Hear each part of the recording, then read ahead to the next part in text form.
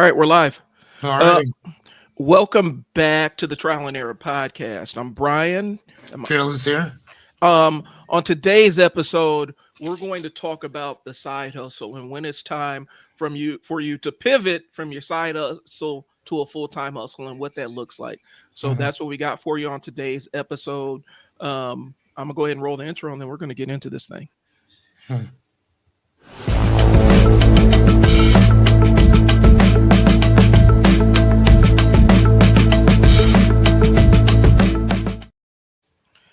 All right, we're back. So, um, in the past couple episodes, and it's all been kind of building up to this.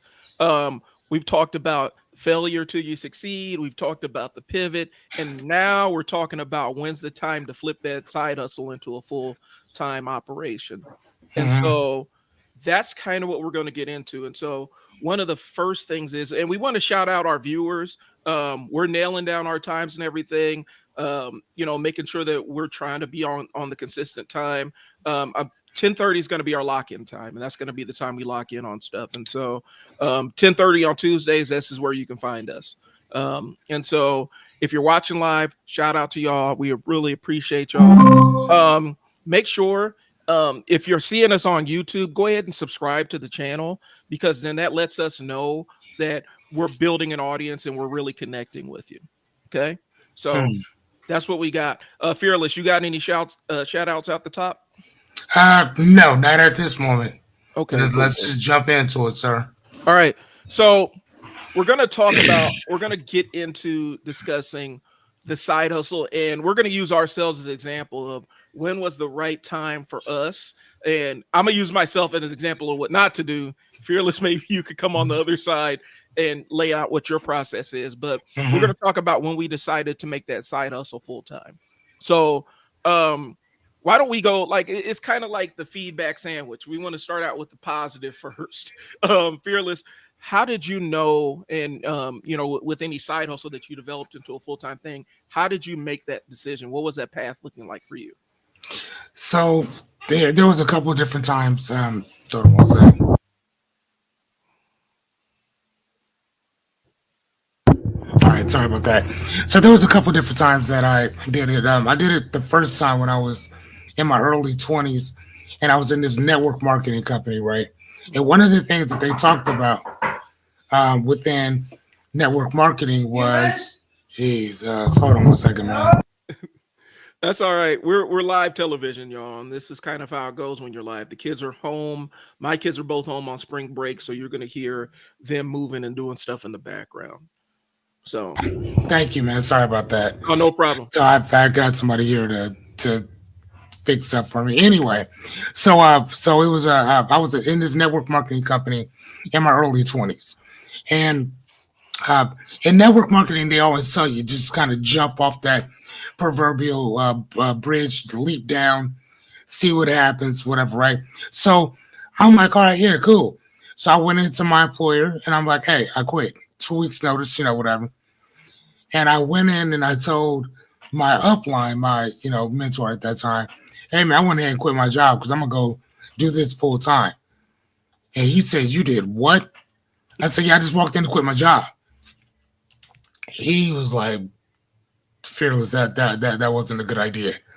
And I'm like, well, no, y'all, you guys tell us all the time that if you're serious about this, jump into it both feet. Well, I'll quit my job, so we're gonna put everything y'all been saying to the test. That man begged me to go back to work, and guess what? Eventually I did, Mhm. because that money was not coming the same way that they prescribed that it actually would. So that was the first time that I just jumped off that proverbial bridge and tried to grow my wings on the way down. And I hit every branch going down. And then I found a rope to go climb my fat ass back up that hill. So that's how that works. All right. So my journey is a little bit different, but there's some similarities. So um what happened was I was working and I had landed my essentially my dream job. Before I went solo, um, I was in residential care for kids. And so I worked all the way up to the top of my industry, top of my field, essentially. And I had my own program. I had staff reporting to me, 24 hours, 7 days a week. We ran all day, all night, every weekend, holiday, whole nine. I was doing $1 million budgets. I was doing all this other stuff and really kind of living where I wanted to go. And it was hectic the first year I was learning. But one of the things that happened was my mom died during that time. Mm. And there's a couple of things that plays into this. So one, all the energy I had in me and all the passion and drive I had for working with kids and developing staff and stuff overnight just went out of me. And I immediately went into it was almost like a form of burnout. And I went from this is what I want to do, this is my dream job to I don't want to be here on a day-to-day basis. One of the things that played into it was every time I had to go to work, my mom died in the hospital right across the street from my office. And every single time I went to work, it was putting me in panic attacks, it was putting me in a bad place, and it was like almost re-traumatizing every single time. At the time, I didn't know that was just a natural life. And so I'm like, I had to kind of talk to my staff. And one of the things I always did was with my staff, I told them, if you ever reach the point of burnout, when you're working with kids and families, if you ever reach that point of burnout where you feel like it's the point of no return, you need to take a break and kind of walk away or find something different to do, because your burnout's going to affect these families forever. So either you need to take an extended break or walk away. I decided to walk away. Now the whole time I had been teaching myself marketing, website design. I knew stuff from broadcasting on the college radio. And so I had a good base under me. And so my pivot immediately was, okay, so I'm gonna buy a franchise. I had a family friend that was trying to get out of a franchise. And I'm like, okay, so I'm gonna work my way into the franchise and buy, and we had kind of discussed the off ramp of me buying the store and taking over for him. And I got in there and I did it for like 6 months. And I'm like, I don't want to do this right now. It was not wanting to do it. And hindsight being 2020, I should have taken my boss's offer to take 6 months off and take kind of a sabbatical and get my head right and come back in. Because I was still doing all the stuff I know in the background. I was still teaching myself. I was still doing some side stuff. And so I could have given myself a longer off ramp and stacked my money and then made the transition slowly instead of jumping in with both feet and seeing what happened. It worked out okay. Like I got a full immersion. It was like immersion therapy. I got a full immersion in marketing on the front end, marketing for a brick and mortar, selling physical products and doing all that other stuff and building out marketing strategies and the whole nine. But I could have done that and still had the same income coming in.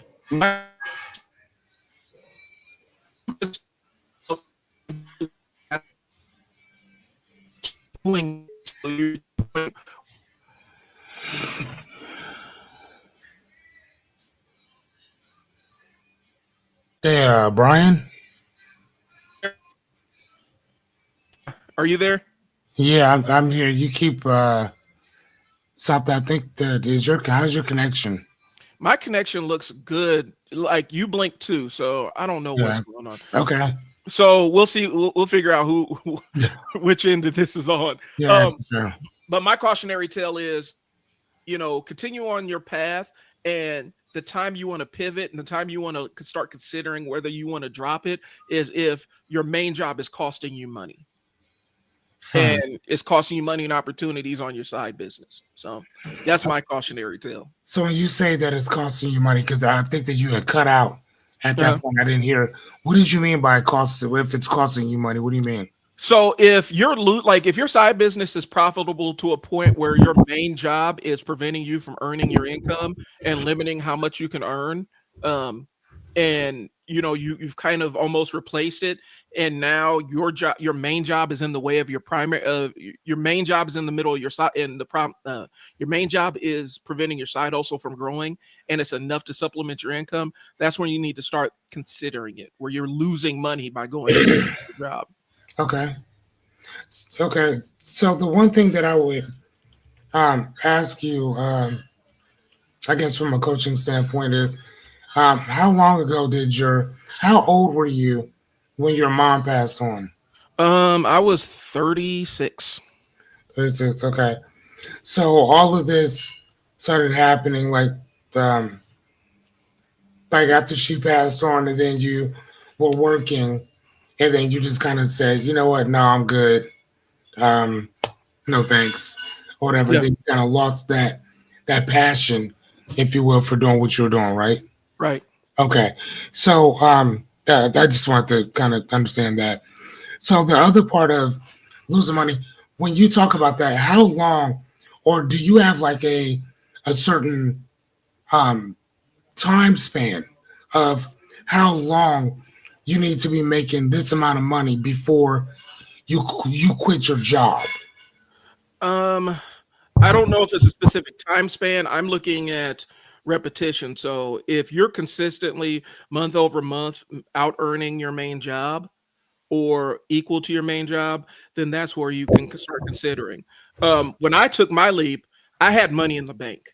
You Mm, know, I had a decent amount of money in the bank before I made that leap, and so I was a little bit more insulated from that decision, the shockwaves of that decision. But if you are looking to take that leap, I would say you want to make sure that you have what we would call a durable business, where it's constant money coming, where the money's constant coming in, and you're able to not only reinvest in the business but also invest in yourself and put money in your pocket.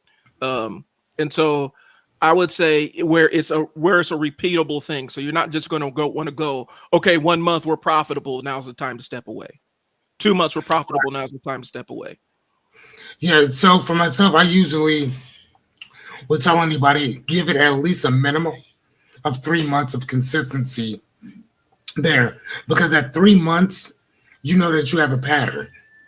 If that makes any sense, right? Right. So if I'm making, 5,000, if I made $5,000 on in January, and then in March I made another 5,000, and then in um, January, February, March, or whatever, I made maybe 3,200 or something like that. You still have some type of a baseline to go off of. So the month after, if I go back up to 5 or I'm at 6, then that means I know what I'm doing enough to sustain what I already have going on. You know what I mean? So that it's not just a fluke. So one of the things that I love talking about is pattern recognition. And pattern recognition is understanding that the first time something happens is just an event, right? Mhm. It just happens. Second time something happens, it's noteworthy, which basically means that it's happened before. So take a note. Third time, it's a pattern because now you have two other times that this has happened before.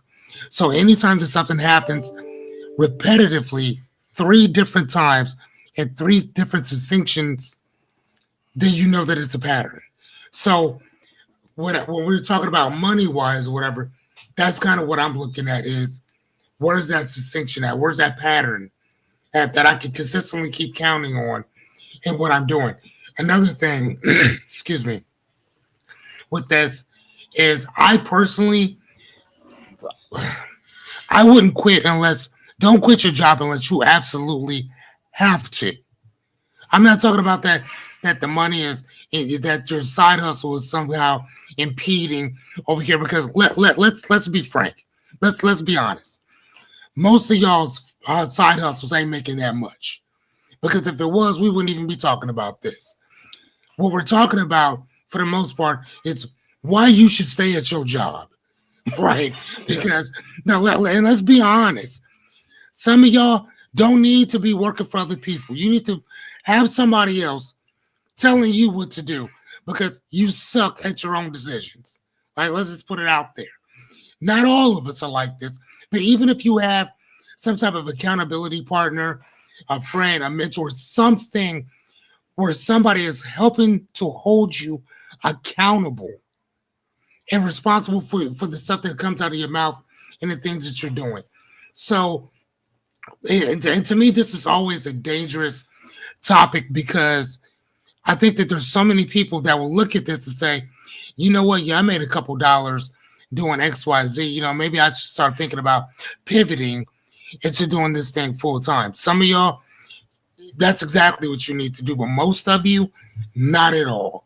And the way that the IRS sees your hobby versus an actual income is if you don't make, let's say it's like $5,000. I think that that's even too high, but let's say that it's $5,000.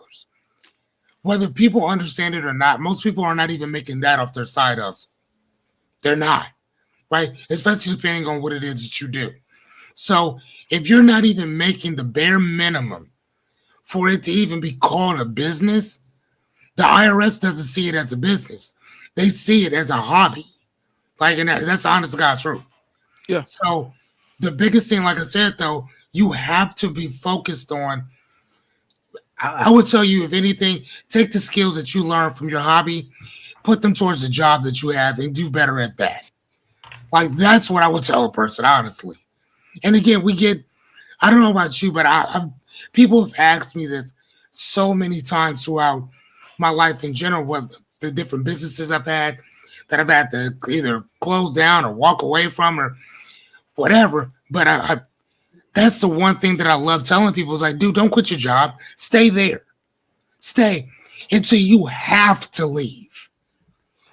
Like until it's so prominent that like you have to walk away. Don't leave. Stay right there. Don't go nowhere. You know what I mean? That's what I would say to people, personally. And so my thing is, and this is what we're going to get into on the stream, is you got to lay, like, there's a foundation you got to lay, right? Yes, and very much. There's a couple of, like, so I had two major things. So when I first started I Sell Words, this is when I was working in the franchise I was going to buy. And first thing I had to do was I had to go out and get an LLC for my consulting business. Because initially I was taking it as a sole prop, but in order to get some of the pass-through benefits or whatnot, and I'm not going to get on all the taxation stuff, I went ahead, I ponied up the money, got a lawyer, they formed the LLC for I Sell Words and formed it as a marketing and printing publishing kind of company.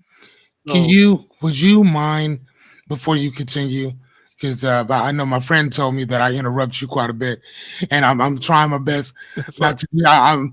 But could you, and this is going towards your story, could you explain what an LLC is? You ain't got to go all the way into the tax information, but there's a lot of people, unfortunately, that think that an LLC is just something that you just go get, and there's nothing else attached to it. So could you explain that, and then go on with your story, please? So here you go, Jessica.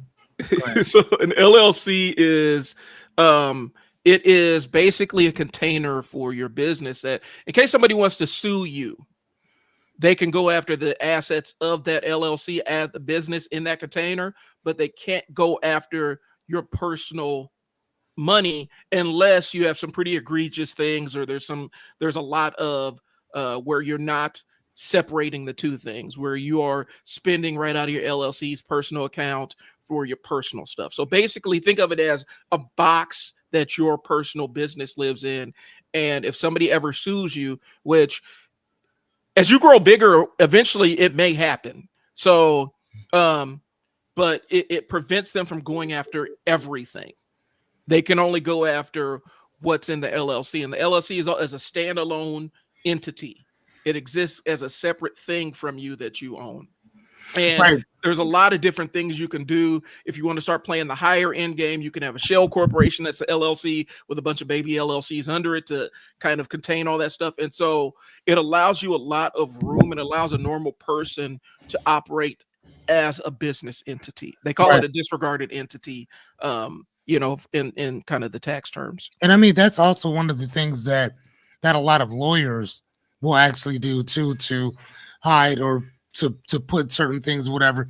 So like if you have an LLC that's I Sell Words, but then there's another LLC for the I, then there's another LLC for the sell, then there's another one for like words, and you can literally pull all your money and all these little different shell companies that majority of them have absolutely nothing in them. Right. or whatever. They have boards, they have all this stuff, whatever. So it's kind of like a whack-a-mole for your business for the most part. So, and it, like you just said, it protects you from the. It protects you and your assets for Right. the most part. Anything that's not tied to the business directly. Now, when you if you are a self, what is it? My brain just went blank. Sole proprietor. If you're a sole proprietor, you are asked out. Plain and simple. Like, I don't know what it is that you sell or what it is that you do, but there is no protection for you at all. So if they sue you, they're suing you, Right. not your business, not your company, you, because you are the company. So that's the reason why it's so important to get incorporated or to create an LLC or whatever. But this is also what I would tell you. Do not create an LLC if you ain't got a business. Right. Like off top. Don't do that. Make some money first. Yeah. Then create the LLC. If you haven't made any money and you don't even know if you're going to, don't create an LLC. Don't do that. Yeah, don't even do that. But go ahead, sir. And there's other aspects of it, like it for real estate plays. If you're going into real estate and doing stuff like that, real estate management, it makes sense for an LLC. If your family has assets that are going to get passed down from one person to another, you might want to talk about a lawyer to put some kind of corporation together so that you have the ability to disperse assets and control things. So there's a couple of different vehicles for it, but it kind of all revolves around the LLC. And then once you start playing a higher game, that's when you start going into the more, corporate structure. But LLC is limited liability corporation. It limits your liability from being sued. And so, and a lot of times when you start a business account, and I know there's a million YouTubers talking about the magic of business credit. And I'm telling you, it is magic. But the magic of business credit, you have to have a business set up. You have to have a business account set up. You have to have accounting set up on that business account. And so there's a lot of different components that it takes before you step off the branch and step off into the deep end of going out on your own way. And so I'm looking at this stuff will take a number of months, not only with the setting up the cash flow of the business, but also all the structures underneath to protect you. And I know that there are barbers out there that don't have LLCs to protect them. Y'all can get sued. You see in other states where they got somebody who says, I do veneers. You can get sued behind this stuff. And when you don't have some kind of protection, their ability to go after your money is infinite. And they can go after you, they can go after your family, they can go after your friends, they can go after anybody that's kind of connected to you if you don't have some kind of container for your business. And so that's really what this entire thing is. And it takes time. I've gotten to a point where I can I have enough knowledge. I have a couple of LLCs set up for different businesses I'm tied into. I can draft a lot of my own paperwork for LLC stuff. But that takes a while to have that kind of knowledge. But I have my templates and stuff like that. And even then, if my business is sufficiently complex or what I'm trying to do has enough nuances to it, I'm still paying up to go to a lawyer to help me form that thing. So, right. And another thing that you had just mentioned was tax. What people tell you to have your business create a to get loans and stuff for your business. And you said that that's magic. Listen, one of the things that I noticed, and again, when you own a business, in a real business, you go into any bank. Matter of fact, I would tell any of you to do this. Go into a bank after you have a business. Go into a bank and tell them that you want a line of credit for your company or that you want a loan for your company. They're going to ask you a couple questions. One of those questions are, can we see your finances? Do your business? That's one of the questions they're going to ask. How long have you been in business is what they're going to ask. They're going to ask you that. And they're also going to say, can I see your social security number? Like, whether people understand that or not, that's what they're going to ask you. Yep. Now you may be thinking, give me a second, I'm clearing my throat. Why are they asking to see your social security number? Why can't you just look at my business and see that I got money and loan me some money? Anything before a 740, they will only borrow you out $25,000. That's it. That's all. Anything 740 and over. So if you got 741, this, that, the other, they'll loan you basically whatever amount that you're asking for, right? So when we talk about financial literacy, especially credit literacy, it means to read and write and understand what you're doing. Mm-hmm. So when people get on there, I've seen TK Kirkland get on there. I've seen several entertainers get on there and tell you, go open yourself an LLC, go do this, go do that. Ladies and gentlemen, they are fucking lying to you. It is a lie. A lie. Go to a bank and go ask them if you can do any of the stuff that they're talking about. And every single one of them will tell you, no, It does not work like that whatsoever. I know because I took out that loan. I know because right now, my credit's like 800. But at that time, my credit went down from I think it was like 780. And I took like a 50-point hit. I forgot what it was for. But it dropped my stuff to like 725. I'm still over 700, so who cares, right? I go into the bank, ask for a bank loan for my business. They're like, your credit's not high enough. I'm like, what? How is my credit not high enough? And then they explain it to me, right? Now I went to one bank for that. Then I went to another bank because I'm like, man, maybe some finagling stuff they got going on over there. Mm-hmm. I go to a different bank and ask them the same stuff. They tell me the same exact stuff, and then they broke it down to how it works. And I explained to them. Matter of fact, I even pulled out my phone and showed them some of the videos I had been watching, and they said, you'd be surprised how many people have no idea that they're being lied to. That's not real whatsoever. So when you're asking or looking for a loan for your business, I'm telling you right now, you can get it, but it's based on your credit. It's based on your social security number, not your EIN, not your tax identification and all that. It's based on you.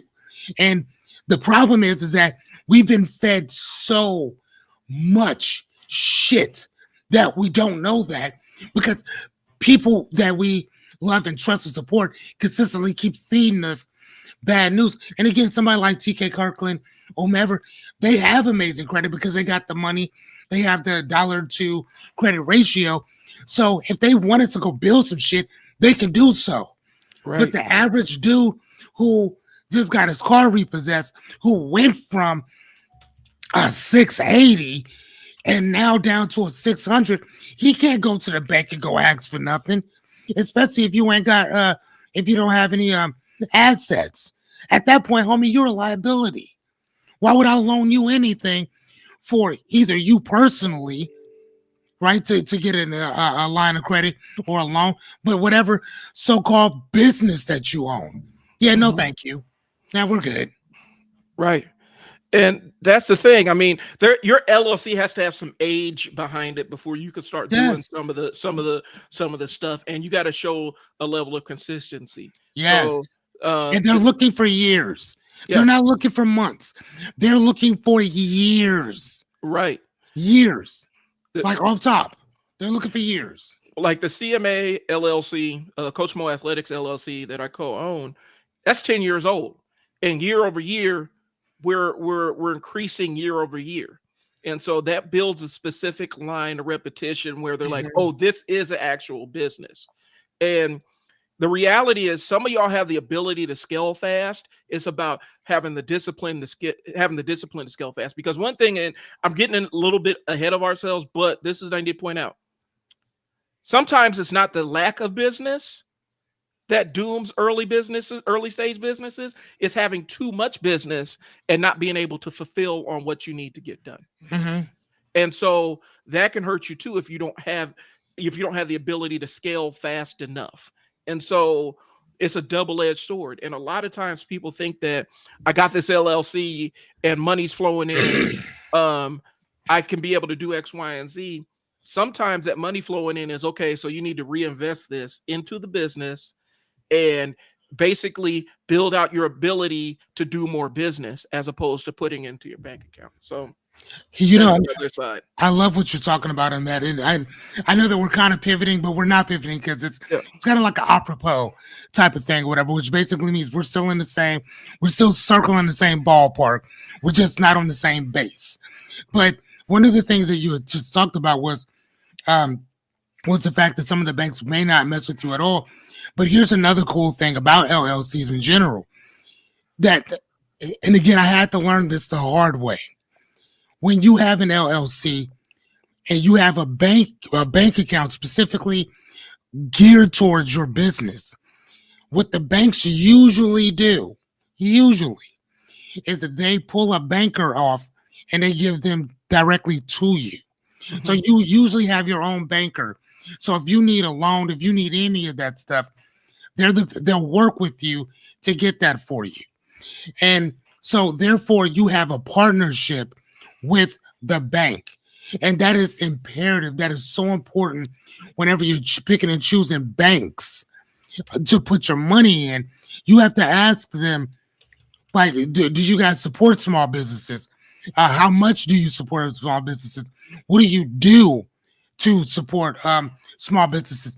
And some banks, some of the bigger ones help out more so than the smaller ones. Right. I mean, depending on what we're talking about. It's let me say, hold on one second. One of the things that I noticed early on was when people talk about having a bank account through a credit union, and they'll tell you, yeah, credit unions, they're notorious for loaning money to small businesses and this and the other, helping people get off the ground, helping you build your credit. In all actuality, it doesn't work that way.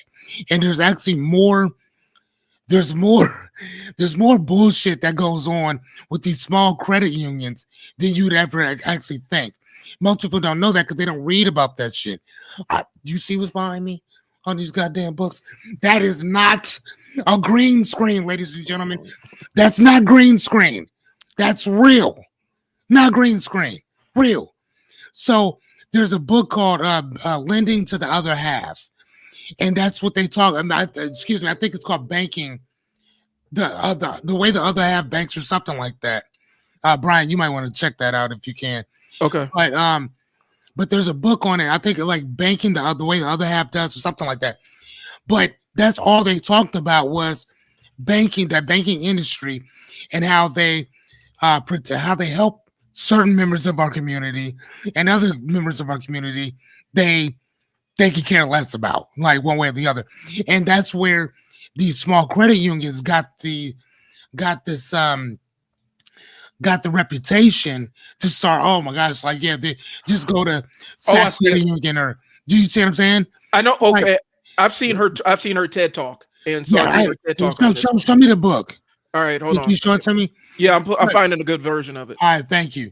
But like when I read that, I was like, wow, because again, there's that information that we don't know about. So we have no idea that all these other things are what is the word? Are being played against us. Uh-huh. And we're sitting there thinking that, oh man, all banks are the same. No, they are not.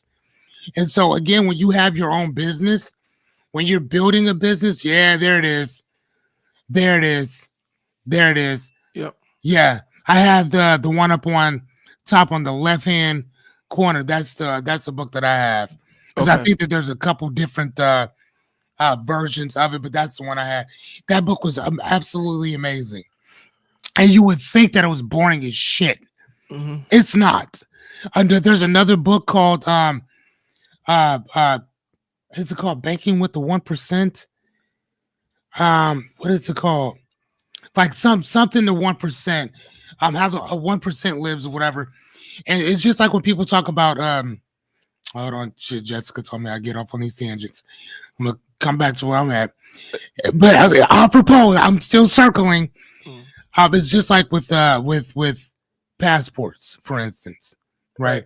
Most people say that you can't travel outside the U.S. without a passport. That's bullshit. Yes, you can.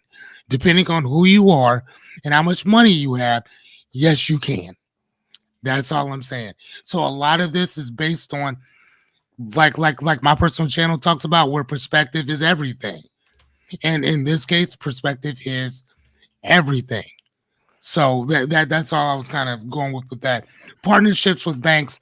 If you form an LLC, you best have a partnership with a bank. And like I said, interview these banks like you would anybody else. Yep. Because at the end of the day, they work for you. It is not the other way around. So if you get a chance, y'all, it looks like Mr. I forgot. I couldn't pronounce that woman's last name to save my life, champ.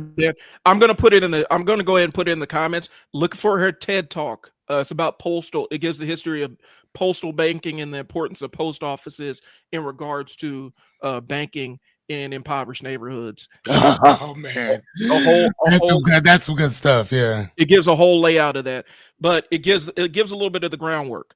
One of the things is, you guys, when we talk about this stuff, there's a higher end of the business spectrum that we're talking about and the beginning end. If you're on the beginning end of if you're on the beginning end of this stuff, your LLC's age makes all the difference in the world.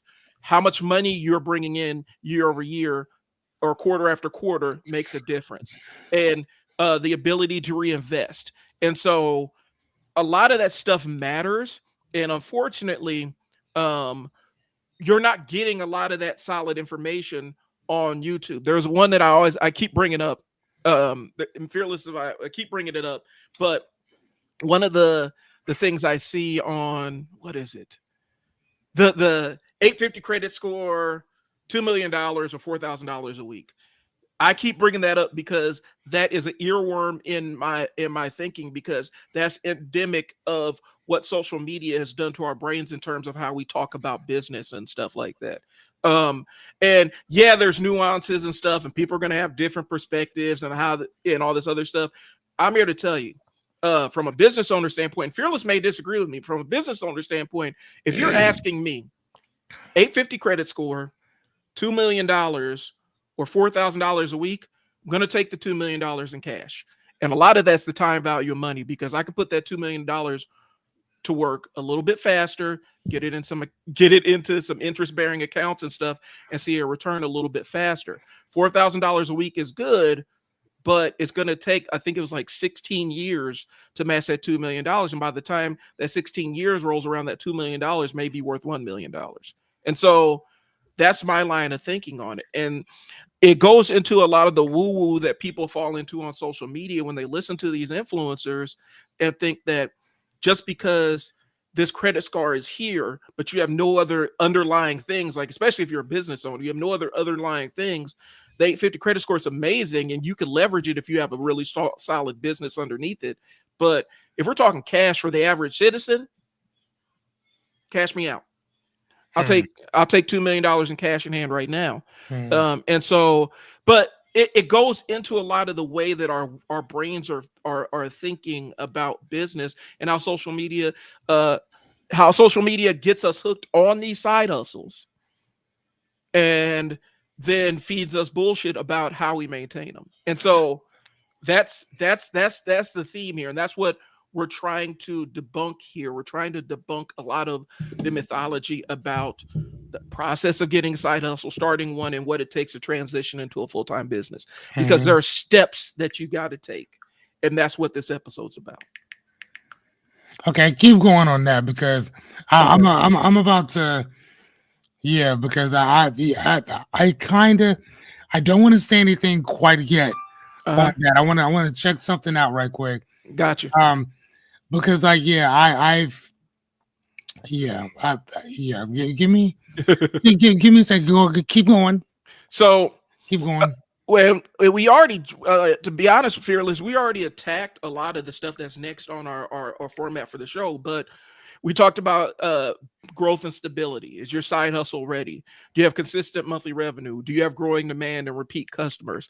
Are you still in the new? If you're still in new, where we're brand new and everybody's amazed of how new we are, and we're getting business on the strength of being new, that might not be a good time to say, okay, so now we're going to jump full head into it, because once the newness wears off, the systems and the consistency and your way you manage clients and your client retention and all that other stuff, how fast you churn clients, all that stuff comes into play once the newness wears off. Mm-hmm. And so making sure you have the systems in place, that also goes into the marketing system. Is our marketing system, does it have an advertising strategy that attracts the clients that we want while pushing away the clients that aren't great for us? And so all these things have to be in place before you start making that consideration.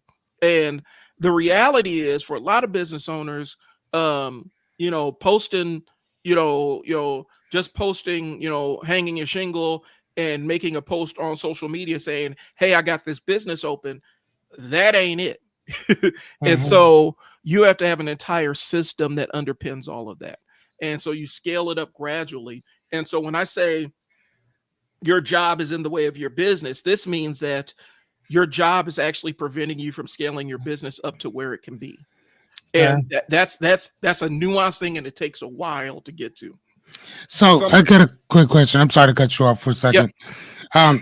So at $4,000, how long does that continue on for? I think it's in perpetuity until you pass.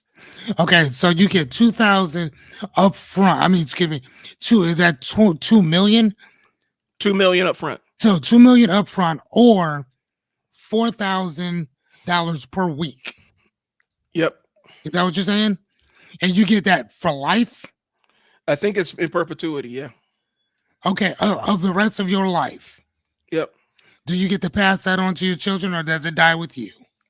These are rules that we determine as we have the okay. The discussion. So again, I'm just trying to understand what the rules, what the game rules are, because it's going to be based on that. Because if we're just talking about, so yeah, if we're talking about $4,000 for the rest of your life, technically I would do the $4,000, but so it's $2 million, or the $4,000, or what was the other?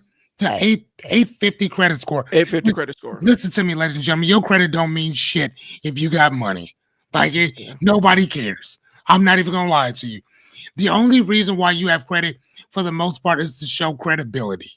That's it, right? But if you already got money or whatever, like my car, most of the cars that I buy, I don't put anything down on them, right? Because my credit or credibility speaks for itself. I don't have to put nothing down. Right now, for somebody who has a low credit score, you have to put money down because they don't mess with you. You see what I'm saying?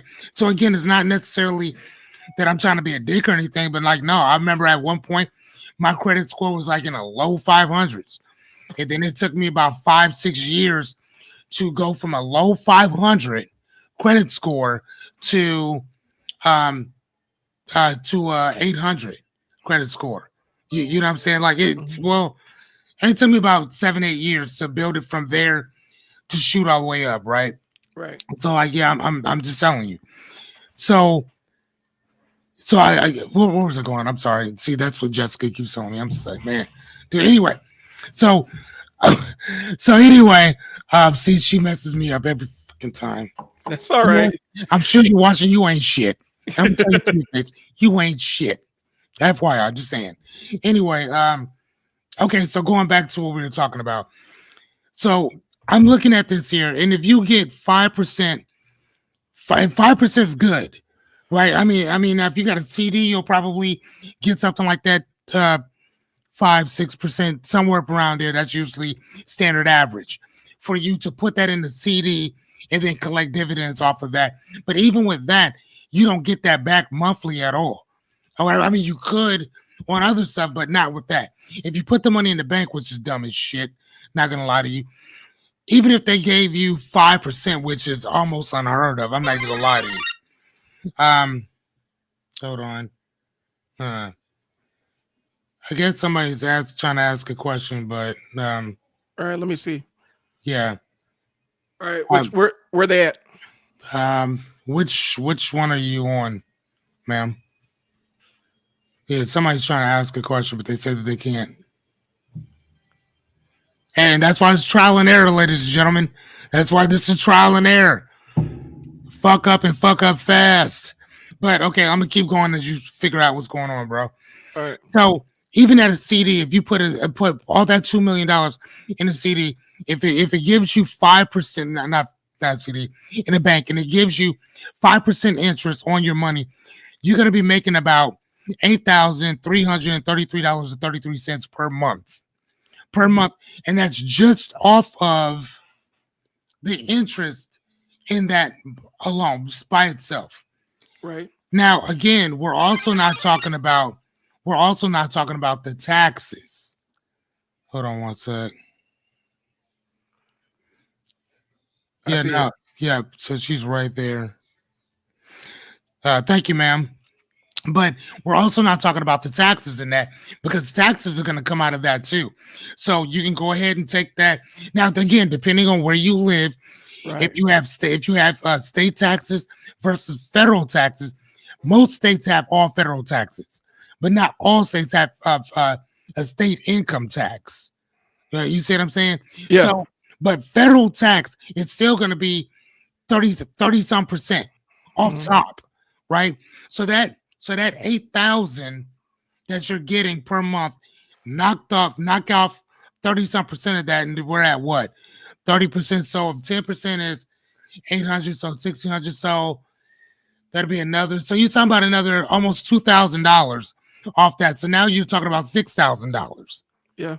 You see what I'm saying? That's how much you'll get per month with that. Now, with the other, if you're just doing 4,000, you could put that money in other stuff or whatever, and do a lot more with that than you can the 2 million. So I'll take the 4,000 off top. And the reason why is because, like I said, once you dip in to, and not only that, it's easier to dip in to that 2 million than it is to dip into that 16,000 a month. Go ahead. All right. So, Go ahead. and this comes from, even talking with my wife and whatnot, because that was her world is finance. She was a broker and all this other stuff. And so if I take that $2 million, depending on what age I get it at and stuff like that, I can get an annuity. I can put that $2 million in annuity. And depending on age and a couple other factors, I purchase it. That could pay out $10,000 to $20,000 a month with the $2 million in the annuity. And so if I set it in there, now I'm actually making more than that. I'm making, 4 or 5 times more than that $4,000 a week, just with that money just sitting in that annuity. So there's a lot of different ways you can play it. What I'm thinking is, for me, and Jessica, we're going to get to your question here in a second because I got it right here. For me, it's a matter of the 850 credit score is not when it comes to cash in hand, not when it comes to money. It means nothing. And that's the point I was getting to, because yes, a lot of the mystical woo-woo and BS about finances and talking about money on social media has a lot of y'all convinced that this 850 credit score is better than having cash. Not at all. It's not, because here's the other side. 850 credit score, and this is just my thinking. 850 credit score. Credit score means I can buy it on credit. When I buy something on credit, there's interest attached to that credit. So I'm borrowing, and you can borrow infinitely, but you still got to pay something back. You still pay back what you borrow. And if you don't have a durable business or any way to pay it back, that 850 credit score is not going to be 850 for that long, because you're going to start defaulting on those loans because you have no mechanism to pay it back. So give me the cash. Give me the cash. Either way, $4,000, $2 million. On our end, we throw in an annuity and letting it rock. You know what I'm saying? There are other vehicles that are available to scale up that $4,000 as well. But if you pick an 850 credit score, you've been bamboozled by somebody online. Yes. Yeah. And then not only that though, but you also have to, and Jessica, we're going to get to your stuff too. It's one of those things where when it comes to like loans, first and foremost, I would tell a person, if, oh my God, how do I even say this without sounding like a pompous dick? I'm just saying it anyway. You don't want a loan. For most of y'all, you want a line of credit. Yeah. And the reason is because a loan usually has an APR. It always has an APR attached to it. APR means that that's the interest that you're going to pay on it when you use it, right? And then you still got to pay that back no matter what. A line of credit, on the other hand, let's say that you got to, number one, you don't pay any interest on that if you take it out and use it. That's what these billionaires do. They get all of this money. So like Elon Musk, we'll use him. He'll give them however many stocks of Tesla, right? Mm-hmm. And then what he'll do is, he doesn't get a loan, he gets a line of credit. With the line of credit, you can use it and take it whenever you need to, because technically it's yours. As long as that money gets put back in, it's like taking money out of your own piggy bank. Right. But you got to put it back in, for the most part. Now, if you use it all up, you got to replace it. You can always get more, but you don't have to pay. You don't have to pay taxes on that, and there's no interest on that money at all. It's yours. So for me, I hate loans. Well, let me rephrase that. Loans are cool depending on what you're using them for. Now, for my car, if you get a house, something like that, you can use loans and stuff like that for that. That's cool, right? Because then that's that evolving door, which builds credit, which is still a good thing. I'm not going to tell you credit's it's worthless, because it is not. Right. But it's good for the shit that you need it for. Mm-hmm. It's not good for everything. And like my guy Brian just said, if you're talking about it from the aspect of, I just need to build up my credit score, for what reason though? What are you building? You know what I mean? What are you building your credit for? Why? If you're building it for a reason, then I 100% understand. My friend up the street, she built a $500,000 house. They had to finagle her credit to build it up, because I think she was at like a 680 or something like that. But she was making the money, but it wasn't enough to be able to really clear what she was trying to do. And she built her house from the ground up. So for something like that, you have to be able to show the banks that this is what it is. That's what you got to do for that. Right. But for everything else, what do you need? What do you need that much money for? Oh, excuse me, not the money. What do you need an 800 credit score for? And I wanted to show y'all right quick before I go off too much into that, because here's the thing, and I want to show you. I don't know if you'd be able to see it. Let's get in. Can you see that? Kind of see it. It's blurry. Can you see it a little bit better? Okay, that's clear. That's a little bit clearer. Yeah. Okay. So that is where my credit is at this present moment in time. Actually, technically, it's higher than that. Now, if you didn't see that, my credit is at 800, right? Now, I want to show you something else, because again, this credit shit it's for real. So, all right, let's go to Credit Karma, because everybody and a mama mess with Credit Karma, right? So let's go to Credit Karma, and let's see what Credit Karma says that my stuff is, right? So Credit Karma says, hold on, let's see if you can see it. You see what Credit Karma said there? Hold on, I don't know if I'm saying. I think the light. So I think the light from the camera, the light from your phone is playing havoc with the camera. So do you see that? Yep. That says 772, right? So that basically means, so anytime that you look at, sorry. Hold on, let's bring it up. God damn. So anytime that you see, can you see that? Is it better? Yeah, that's better. Okay, so anytime you see Credit Karma shows you a Vantage score of a Vantage 3. Yep. Right? Vantage 3. So that's how they score everything.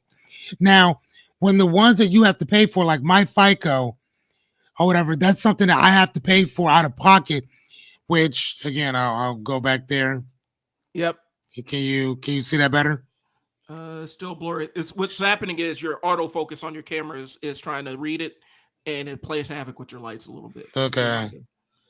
Here, So, hold on. Here, I will, let so me go. Hold on, here, hold on. Let's go back. So let's see if that works any better. yeah, we could make out the numbers. Okay, so 800. So again, so basically what happens is that, damn, okay. What happens is that for the most part, um, so what happens for the most part is that these credit scores, these credit companies, they're playing with you. All right, that's all they're doing. They they they make money by finagling your image of what you think success is going to actually be. So then, Yep. so then they're telling these people like, hey, talk about this, talk about why you should build up your credit, talk about how credit's going to do this and that. Credit don't mean shit if you got money. It don't mean shit. Like, think about it. What is it that credit can buy that a dollar can't? Right. Like, name anything that your credit can buy that a dollar cannot buy. Well, what it can buy is it can buy it and put interest on it, so you're actually paying more than what your dollar does. Then what's your dollar? That's right. But if you were to reverse that, what is it that my dollar can pay for that my credit can't? That's going to be almost everything. Everything. So think about it. So one goes into one, but the other one doesn't go back into the other. Yep. Go ahead. So we got to answer Jessica. She might be on. If she asked on your Facebook, she might be under your comments because I can't see what your comments are. Oh, okay. Hold on. So how do I do that? Again, y'all, trial and error. It's on the sidebar. So right under in stream and all that stuff. The first tab is comment. So Jessica. Okay, right, but how do I see it though? I don't click on it. And then it says I'm live, but I don't see. How would I see her comments? So click on comments and then you should be able to scroll through. But there's been some connectivity issues with StreamYard and Facebook, so that could be it. Okay. We've been fighting with them in the StreamYard chat. Anyway, long story short, Jessica, thank you for sticking with us. We're going to get to the question now. So Jessica says, I'm currently at the point where my day job is getting in the way of me scaling my business. Obviously, quitting my job isn't an option. So how do I scale up while juggling my full-time job and family? What's the most important first step to take? So this one is a difficult one because you're trying to maintain the balance, of course, but at the same time, you know that there's a need to scale up. So the first thing I would do is kind of take a look at what levers I can pull that don't add too much more time to my day. And so, can you raise the price? Because that's the easiest level to pull. All you got to do is change numbers. Like literally, all you got to do is change numbers on a screen to raise your price. If you can raise your price, you're going to be able to do more with less coming in. With less clients, you'll be able to get more money with less clients. Two, it's almost, I used to have my staff do what I called unscheduling, where you schedule the times that you're off. And you schedule the times that you're off instead of scheduling the times that you're working. Because when you do that, you can put your working into a box and you may be able to find new places to squeeze in getting work done on the business or whatever your venture is. If you schedule your time off, because you know your time off is protected. And the other side is you got to honor it. So if you schedule off on a certain day, that means there's no work. But if you schedule but if you're not scheduled off that day, you know that you're working on this thing. But the first lever is price. You pull that one, that's a little bit easier. And I'm using my experience with gyms. So with running a gym, the things I can address is price, my capacity to do business. So can I squeeze more clients in? And then I can control the time too. So can I have more sessions in the course of a day? This might be raising price just a little bit to see how much more cash flow comes in so that you can still do the amount of work within the same amount of time. You can get more done. It also gives you more to invest in your business so that you have the ability to, if you need to, you can hire somebody, you can outsource some stuff so you can save more of your time. So that's what I would look at. The first thing I would probably look at is my price. And the reason why I'm saying that is my boy Les, I don't know if he might be working, but he mentioned this offhand. He's like, man, I'm really, really busy. And he has his own design agency. It's like, I'm super busy. I need to raise my price. Yep. And the reason why is he's like, I need to raise my price so I can make more without having to spend more time. Mhm. So that's what my thinking is. Take a look at your pricing strategy first and make sure that you're raising it to be exact. And there's the other side. We're actually in this inflationary phase where, you know, they say if you have an older business, if you're not raising the price every year, then you're going to be falling behind. With See's Candy, Warren Buffett raises his price every year. He's done it every year. See's Candy goes up to match the rate of inflation. Hasn't slowed his business down yet. And so it might be a matter of taking a look at what you're asking for per a unit of service or per unit of product and asking more so that you can get more, and then you can scale within that because a lot of times the biggest barrier is a cash flow issue. So Yeah, no, I would say the same thing. So hopefully that answered the question. I can get into it a little bit more. Jessica, does that answer your question? Or do we need to kind of elaborate a little bit more? I don't know. Hey, can she not ask it on here? Like, what's going on? So you might need to open up your Facebook on your computer and see and go to our live stream. Make sure you mute it so we're not getting double. But look in the comments there. Okay. Because I have to do it on mine too. I have my phone so I can look. Okay, hold on. We recommend closing Facebook. Okay, so it says we recommend closing Facebook while you're live. This saves bandwidth and it's easier on your computer. If you need Facebook open, mute it so you don't hear yourself. Okay, Facebook has about 10 seconds delay to the stream. Okay, I'll keep that. Okay. And then go to the comments of the live stream. You may be able to see. Oh, shit, I could see everything. Okay. So do we have more comments? No, just Miss Jessica. Hey, it all starts with one, doesn't it? Mm-hmm. That's what I'm talking about. All right, it all starts with one. Hold on. So what are you? All right, so I will put that over there. Hold on. Let's see where we are. Okay. So I can see everything from our thing. Hey, Jessica, tell me yes one more time, just so I can see that you're.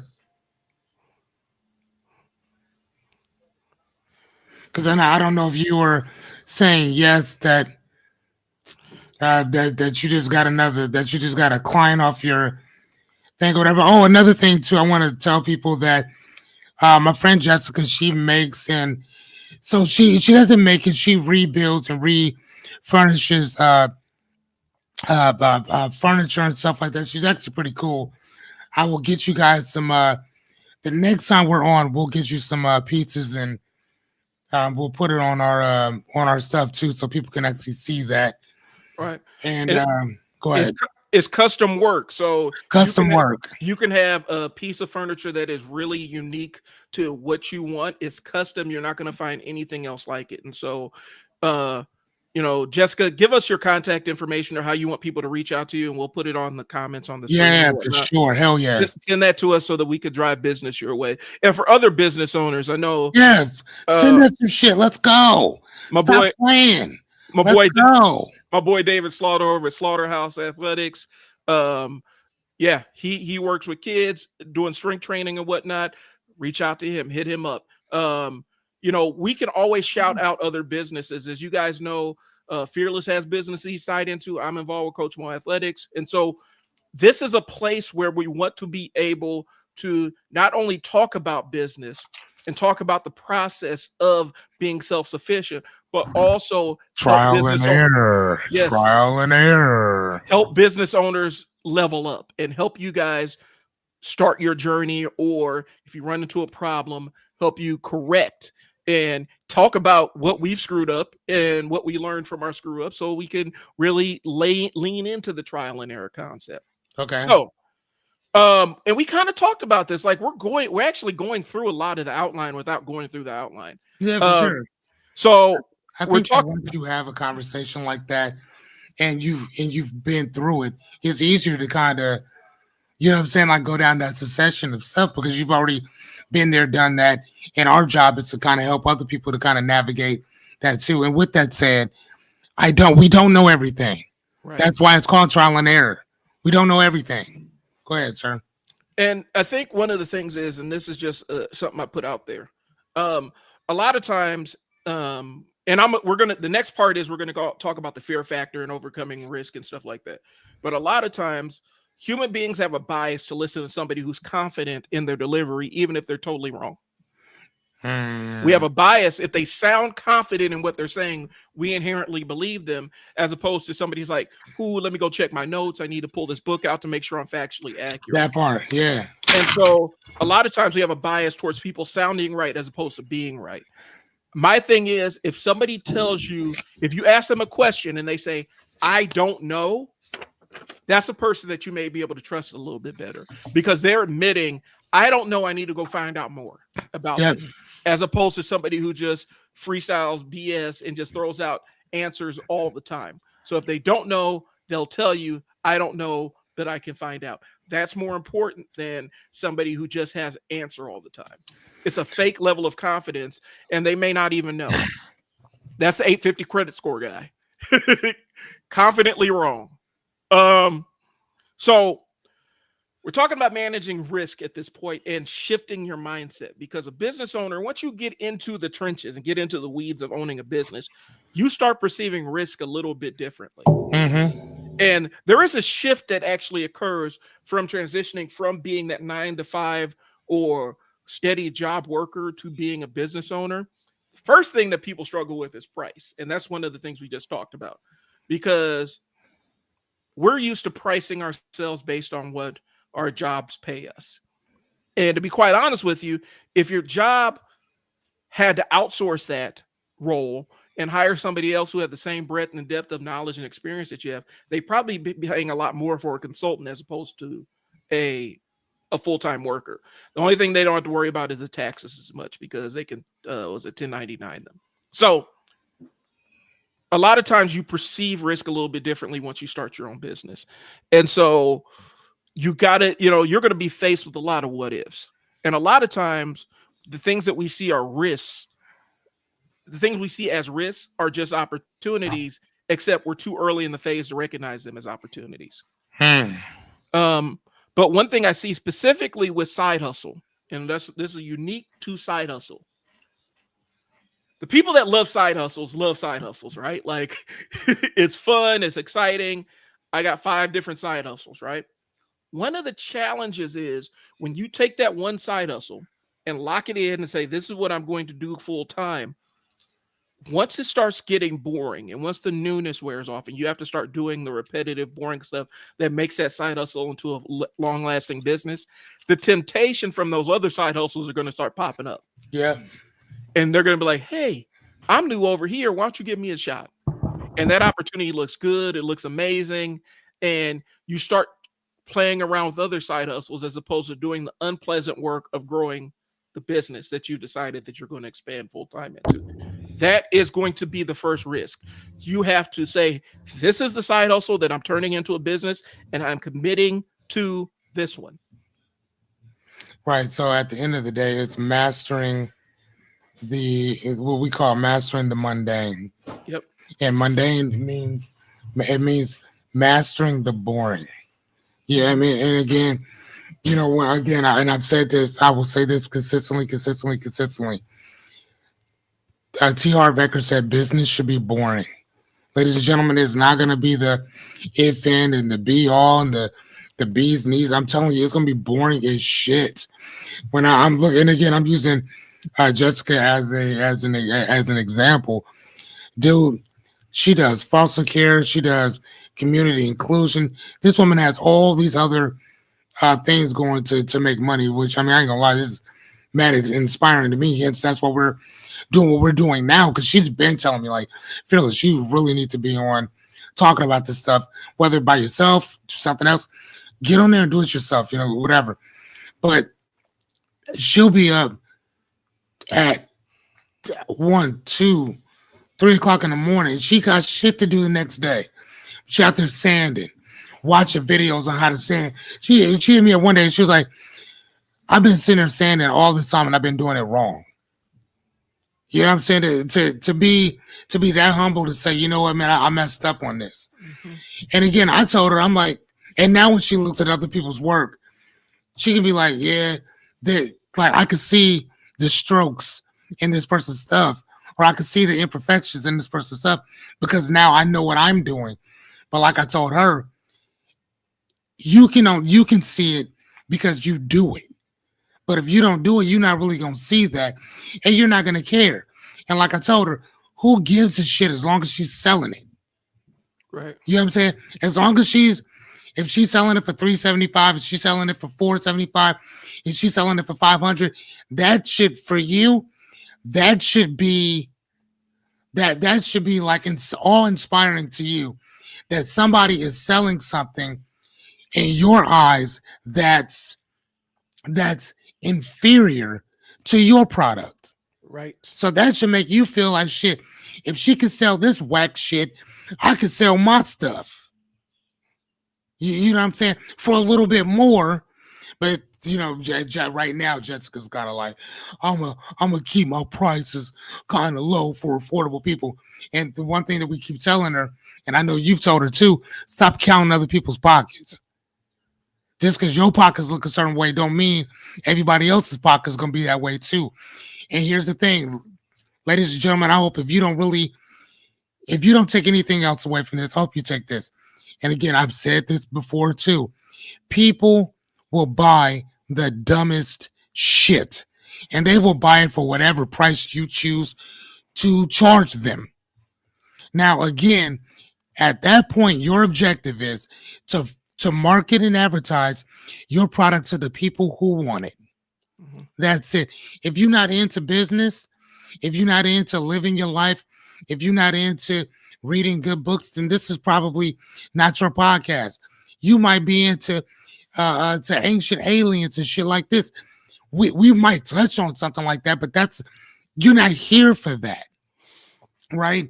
So figuring out where your tribe is, where your people is, or the people that want to buy your stuff, that's who you sell your shit to. So people who like furniture, people who like who love going to what are those places? Jessica, I'm looking at your stuff.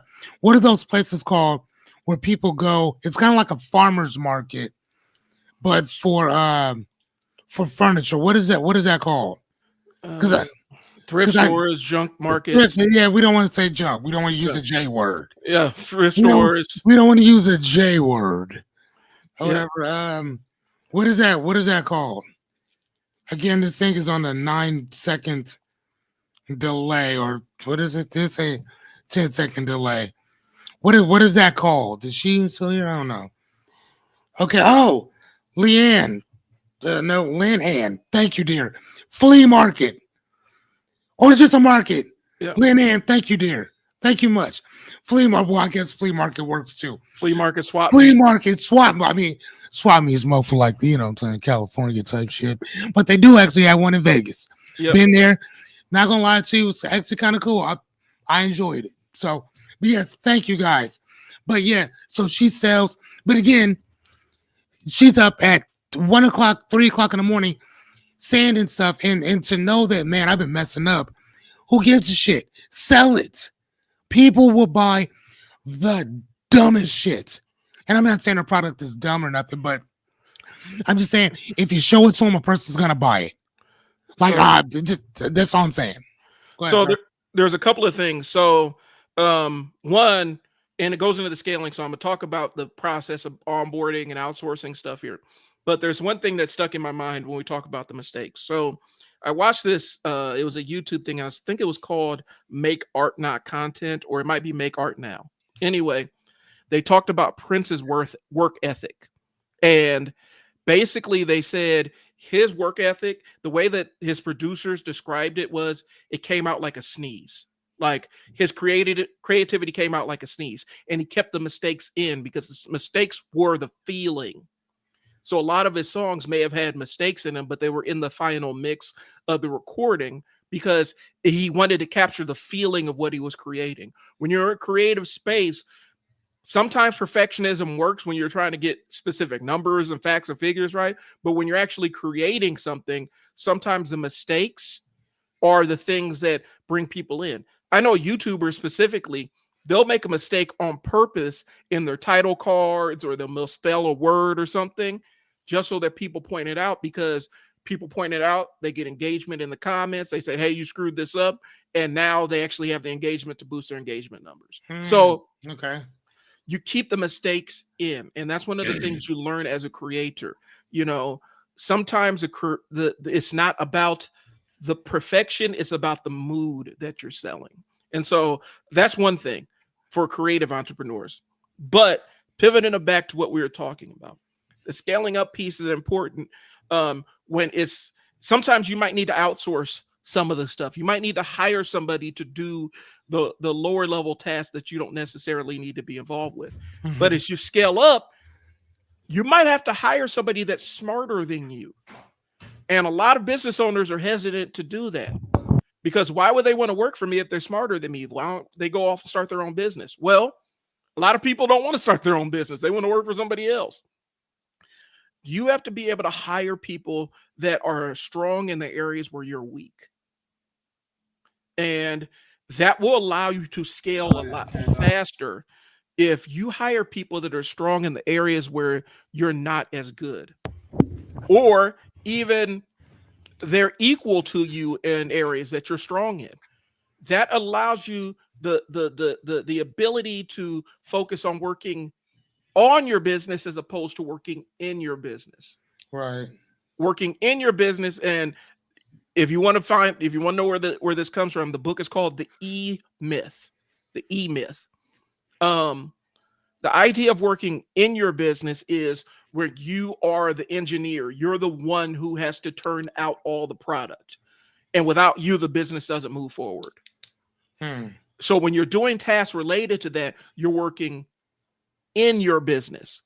Working on your business is creating the employee manuals, making sure that your systems are in place, hiring the right people, writing out your templates for how you want things done, how you want people, like when we're doing brick and mortar, how you want your staff to dress, how you want them to greet people when they come in the store. All that stuff falls in working on your business, because then you establish a certain consistency within that piece of it. And so the in your business is necessary. It's absolutely necessary to get it off the ground. But when we're talking about now, we're at the point where we're scaling up. How do I outsource? What's the first thing I can hire out for? When I Sell Words was more into like the videography side of things.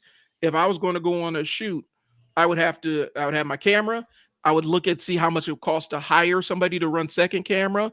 I would hire a sound guy. I would hire an editor and all this other stuff, and get all these other ducks in a row so that it could streamline my process. All I have to do is show up with my camera and shoot. But then we build that into the price that we're charging. So all that stuff is in what I'm charging. So all I got to do is be the ringmaster for all that stuff and make sure I'm managing all those other pieces. But my asking price covers all the other stuff. So I can make sure that I'm paying their day rates, or paying the fees that it costs for the editor and all the other stuff that's built into the price. And the client doesn't have to know all that stuff. So that allows me to go and scale. And so a lot of times when you find people that are fully into the video production side of things, if it's not just a solo person with the camera, they have to put together a team. I got to get sound guy. I got to get, if I have to hire actors, I have to hire talent, all this other stuff. They put all that together and put it into their price and pass it on to the customer. So they're not just doing it at cost. Right. They're looking at a higher level of it. So I'm saying all that to say this. The idea is finding time to work on your business, because that's going to free you up so that you have to work in your business less, where the business can start running a little bit independent of you. Okay. So, but that's also higher automating, ChatGPT is amazing. There's all kinds of AI tools when you're in the content creation space that can help you out with this stuff, but you just got to know and you got to actually comfortably deploy them. So, Right. Okay, I am going to put us in this thing right quick. Give me a second, kind sir. all right. See, again, I'm trying to figure my thing out too. Okay. All right, so can you see? So this book right here, it's another banger. This is Who Not How. This is kind of what Brian was just talking about, is in finding other people that can do things that you can't do. And that's one of the biggest problems, I think, that sometimes is that what scares so many of us, and I say us because I'm included in there as well, is that what happens is that because we can't do something or we're not good at it, we just don't do anything at all. Or you just consistently keep working at it until you get it. But again, I was just reading about something. Actually, I was just commenting from somebody asking me, what is the difference between being productive and being busy? You know what I'm saying? And being productive it's what we're doing right now. We're creating content. Being busy is pushing that content out. You say, if that makes any sense. So one thing is actually producing something, which is this. The other thing is not. So you can sit and talk about, and Lynn, you're right on that. And actually, I know you. Hello, I haven't seen you in a while. Thanks for watching, but you're right. She said, sell. She said, yeah, sell it and they'll buy it. And you're right. As long as you put it out there to the right people, somebody's gonna buy it, right? I mean, it may not go viral or anything, but I can guarantee you somebody's gonna buy what you got, right. Especially if it resonates with them. But in terms of business, when Brian and I first started working together, I had Brian, and Jessica will actually be able to attest to this too. We hired Brian to come in and help us to help me specifically with camera type stuff, with microphone setup, with podcast setup. I mean, I hired him for everything. And in the interim of all that, I'm one of those guys that if you tell me that you should get this, you should get that, you should get that, you should get this, I'm already on top of it. So as soon as it came out of his mouth, I'm like, send that to me. And I bought it right then and there. And then I would spend however much of my time to go learn that. And once I learned it, okay, cool, we need to move on to the next thing. And Brian, please correct me if I'm wrong. We went through that. So it wasn't even a long period. Mm-hmm. I soaked up everything that I needed to the point where I'm like, hey, man, I think we're kind of good. He's like, yeah, I think we kind of are too. There's not really, he's like, for the most part, there's not really much more I can show you as opposed to you just doing it yourself, what you're doing it. So, and then later on, we were like, hey, why don't we just do this stuff together? And again, I mean, even me going to this book and showing you the book, I learned how to do that because Brian, kind of walked me through it or whatever. And then not only that, though, but when I wasn't around him, I would sit around in my own house, and Jessica will attest because she's my next door neighbor and also my best friend. So she would know that, like, I would sit at home by myself for hours. Instead of reading, I would be doing this right here. I would be studying how to do this. I would study how to make a YouTube banner, how to make intros and outros for my videos. I learned how to do all of that by watching other people do it, and then I got some coaching from Brian here, and even from Jessica, because I'll usually send it to her. Hey, what do you think? And she'll usually shit all over my stuff if she don't like it. Brian, am I lying? She keeps it real. She has no problem shitting all over my stuff. Like, I don't like it. This is that, the other. Yeah, you need to have more of this. Why you keep cutting him off? What's wrong with you?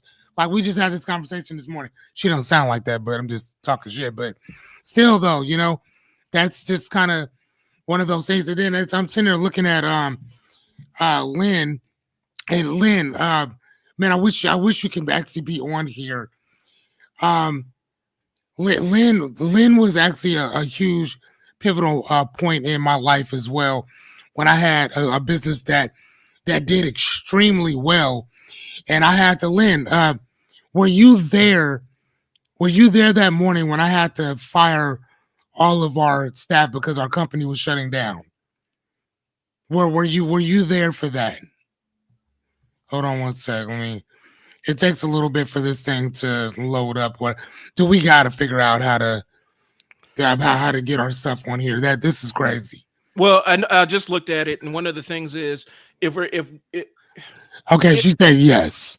She was there that morning. Like when I tell people, not to cut you off, but when I tell people like all the shit that I had to go through as a business owner, as the bickering in my company, all the bullshit that transpired. Lynn, you were there through all of it, yes. I think that you were probably one of a few of our first employees. Am I right about that?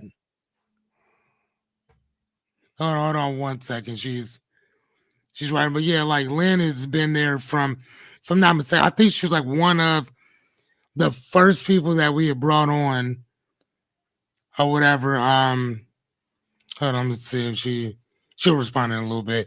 But like everything, like when I'm talking about business, and when I'm talking about failure, when I'm talking about everything going to shit, when I'm talking about making a crap ton of money, when I'm talking about losing everything, when I talk about, hold on, yes, it was rough. Yes, she was one of the first.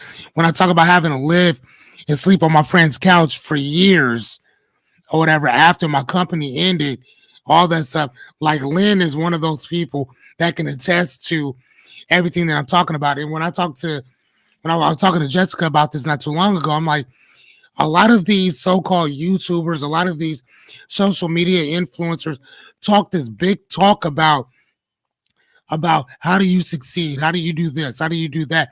But don't nobody talk about what happens when you get your ass kicked. Nobody talks about what happens when you have your business and you're making $250,000 a year and you go down to having to work at a fucking temp service. Don't nobody talk about that shit. Don't nobody talk about when you're sleeping on your friend's couch in the basement that you're sharing with her 11-year-old son while you got your baby with you. Like, don't nobody talk about that shit. That's real. That's why, like, I'm so visceral. I'm so passionate when I talk about this stuff because I went through this shit, all of it, and then had to, you know what I'm saying? I had to bounce myself back up or whatever. And I had a little bit of help, but a lot of this shit came from me digging deep, figuring some shit out and doing something about it. That whole trial and error period, writing down what I wanted to do, how much did I want to make. And that's all I started off. I wanted to make $10,000 a month. I had no idea how I would do it. And then I did it. But it didn't go from like 2,000 or 3,000 to 10. It went from like 3,000 to like 5,000. And then it went to 7,000. And then it went to 14. I never even hit 10. It went to 14,000. Then it went to 18,000. Then it went to 21. I'm like, God damn. And again, everything that I'm talking about, there's somebody who can vouch for that. You know what I'm saying? So when we talk about, again, going back to who, not how, sometimes you got to figure that shit out. And there's certain things that I know I wasn't good at. So you figure out what you're good at. Me and Jessica were talking about this last night. Tell me if I'm wrong, Jess. We were talking about this last night. And I told her, I said, I can help anybody make $10,000 a month. Anybody. Listen to what I'm telling you. There's no guarantees and shit, but I can help a person do that. And I told her, I said, the reason how I know it, because I've done it, right? And the thing is, it's very simple, and I'll just give it to you. You ain't even got, you have to buy a course. I'll tell you what it is. Every job, every single job, let me get off of this right quick. Every single job, I don't care what it is, every job, there's somebody in that agency, in that organization that is making $120,000 a year. Whether it is the employee, which would be you or whomever, whether it's a supervisor, general manager, CEO, CFO, somebody's making that amount of money, period. All you have to do, very simple, is figure out who it is and then go tell that person that you would like to make that amount of money and ask them how to do it. And for the most part, I would say 80% of the time, they'll tell you exactly what to do. 80% of the time. Now, you're going to have that 20% that either tells you to fuck off or the company closes down or something happens. So you always got to, there's always that variable of that 20% of unmentionables or that variable that you didn't foresee coming, right? I mean, I thought my company would actually be around for quite a while, and it wasn't. We were around for a couple years, but in that couple years, we did some amazing work. Did we, Lynn? Did we do some amazing work? And that's how I felt. I found my leadership or my managing style when we ran that. I had to let shit go that was so illegal happening in our company. And there was some stuff that was like, man, you just got to let that go and figure out how to rise above it. Lynn, am I lying? Am I lying? So there was, I think, Lynn, tell me, Lynn, did I fire you one day? And then 15 minutes later, I took it back. I think it was like 15, 20 minutes later, I had to take it back. Because no. Remember, because I think it was you. It was, I'm telling you, I think that happened. Because we were in the, yes, see, you know what I'm talking about. And we were in the conference room. I had to let y'all go. It was like 3 of y'all. And then I think it was like 20, 30 minutes later, I'm like, you know what? No, I called you back that night. I was like, never mind. And then we just swept this shit up under the rug, telling y'all don't do it again. Is that what happened? Like something along that line? Like, I'm telling you, the company shit was crazy, bro. It was crazy. Like, but again, that's why I love this so much. Because again, my friend Lynn can attest to the trial and error of the shit that I had to go through early on. Like, we were talking about what? My son's almost 13, so what, 15 years ago into, you know, where I am today, what I've actually been doing up until now. So I know that is a long way. Sorry, Jess. You ain't shit. I'm just saying it again. You ain't shit. Sorry. Brian, go ahead before I get in more trouble.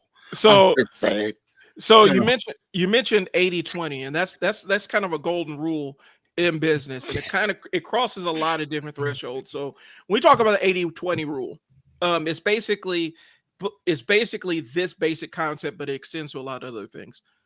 You know, 80% of your outcomes are created by 20% of your inputs. So 20% of your customers provide 80% of your outcome. Right. And so the idea is tapping and leaning more into that 20% and expanding it. So let's say 20% of what you do on a day-to-day basis, and we talked about the difference between being productive and being busy. I would posit that 20% of what you do is actually being productive, 80% is being busy. Yes. And so yes. And so yes. I agree. I would lean into that 20% and maximize your time in that 20%, because some of the stuff you just still got to do. Like, it's not going to go anywhere. It's still got to get done, but it's not necessarily moving you forward. So either you got to do it or you got to outsource it. But that part. Lean into the 20%, and that will help you grow faster than anything else. So my 80-20 came with CMA, Coach Mo Athletics. We had gone and filmed a bunch of content, like how to dribble, how to shoot, all this other stuff. And initially we were going to sell it online, right? And I decided, why don't we just give this away for free, right? And by giving it away for free and then re-editing the clips and then clipping those clips into smaller sound bites that were like, you know, anywhere between 1 and 3 minutes, we started getting more calls for services. By doing that, by leaning in on it, it was time consuming. It did take a little bit of time to set up, but now it's a matter of me going in, finding the clip I want to post and posting it. And that generates business in and of itself. That is one of those small things. Also, newsletters. Taking the time to write out a newsletter, that makes money, but it's a time consuming thing. But I don't do it all the time. That's in that 20%. So finding those things that you can do 20% of and get 80% return on it, that's what you do. You find the things that make you money, because the things that make you money is what 20% of what your normal tasks are, and you lean into them as much as you can. And maybe you can up that 20% to 30% or 40%. So that's the 80-20 rule. And that's kind of what that's a good way to level up your business. And also, if you already have a business, it's a good way to get more business by laser focusing in on that 20% and mastering it. Right. Well, I mean, that's I think that's kind of the part that comes with it is the mastering part within itself. Another thing too that I wanted to kind of talk about was that with my son, I mean, we all know how much I love reading, right? And one of the things that really helped me with helping my son to read, he still doesn't like to read at this present moment in time, and I'm not going to force that because, whatever. But one of the things that I started to understand with him to get him not only to focus, but to catch my mistakes was that I'll read something and I'll say something, I'll mispronounce a word, or I just won't say it out at all, just to see if he's following along with me. Because what we'll do is he'll buy a book, I'll buy a book, and I'll buy the same one, and we'll read along together.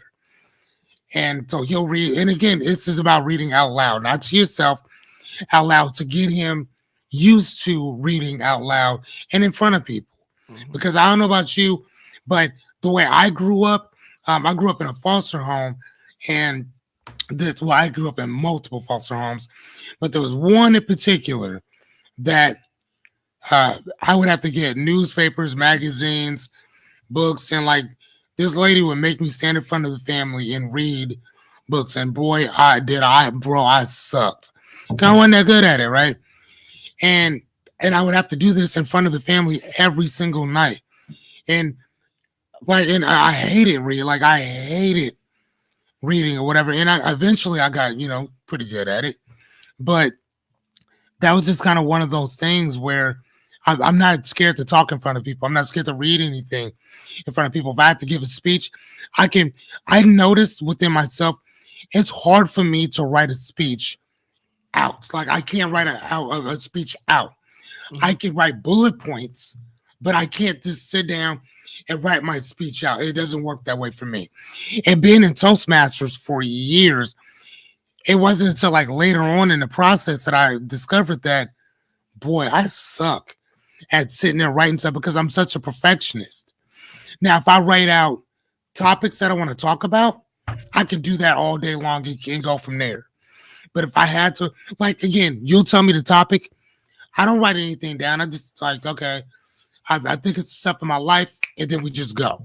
Mm-hmm. Nothing's written.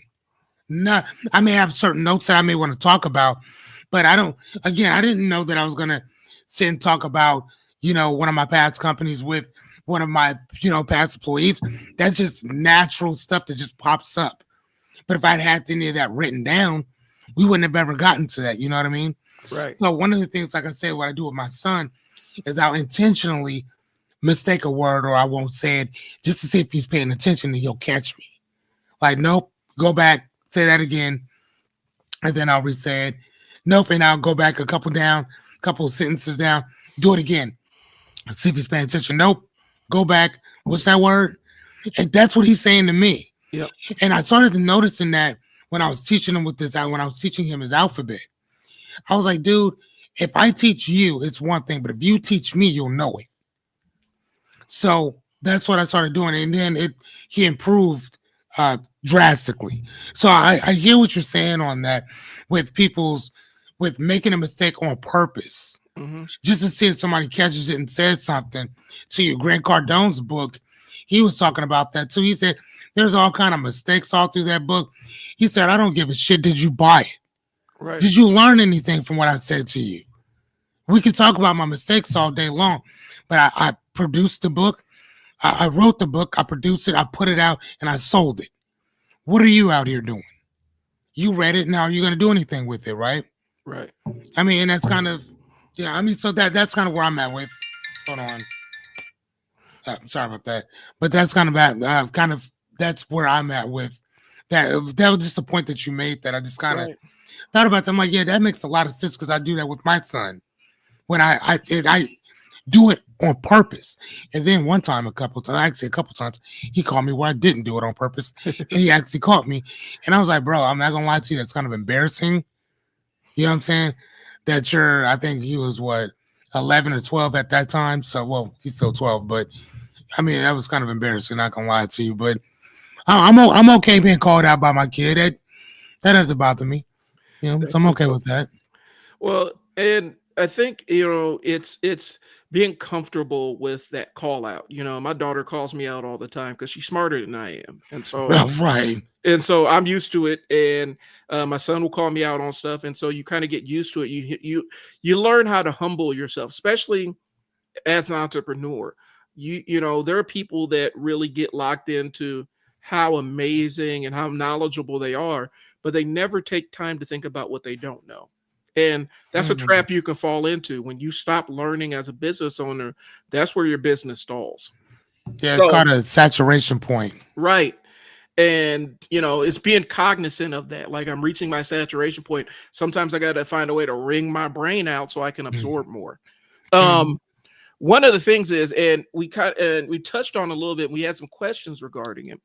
How do we make this transition? What does it look like?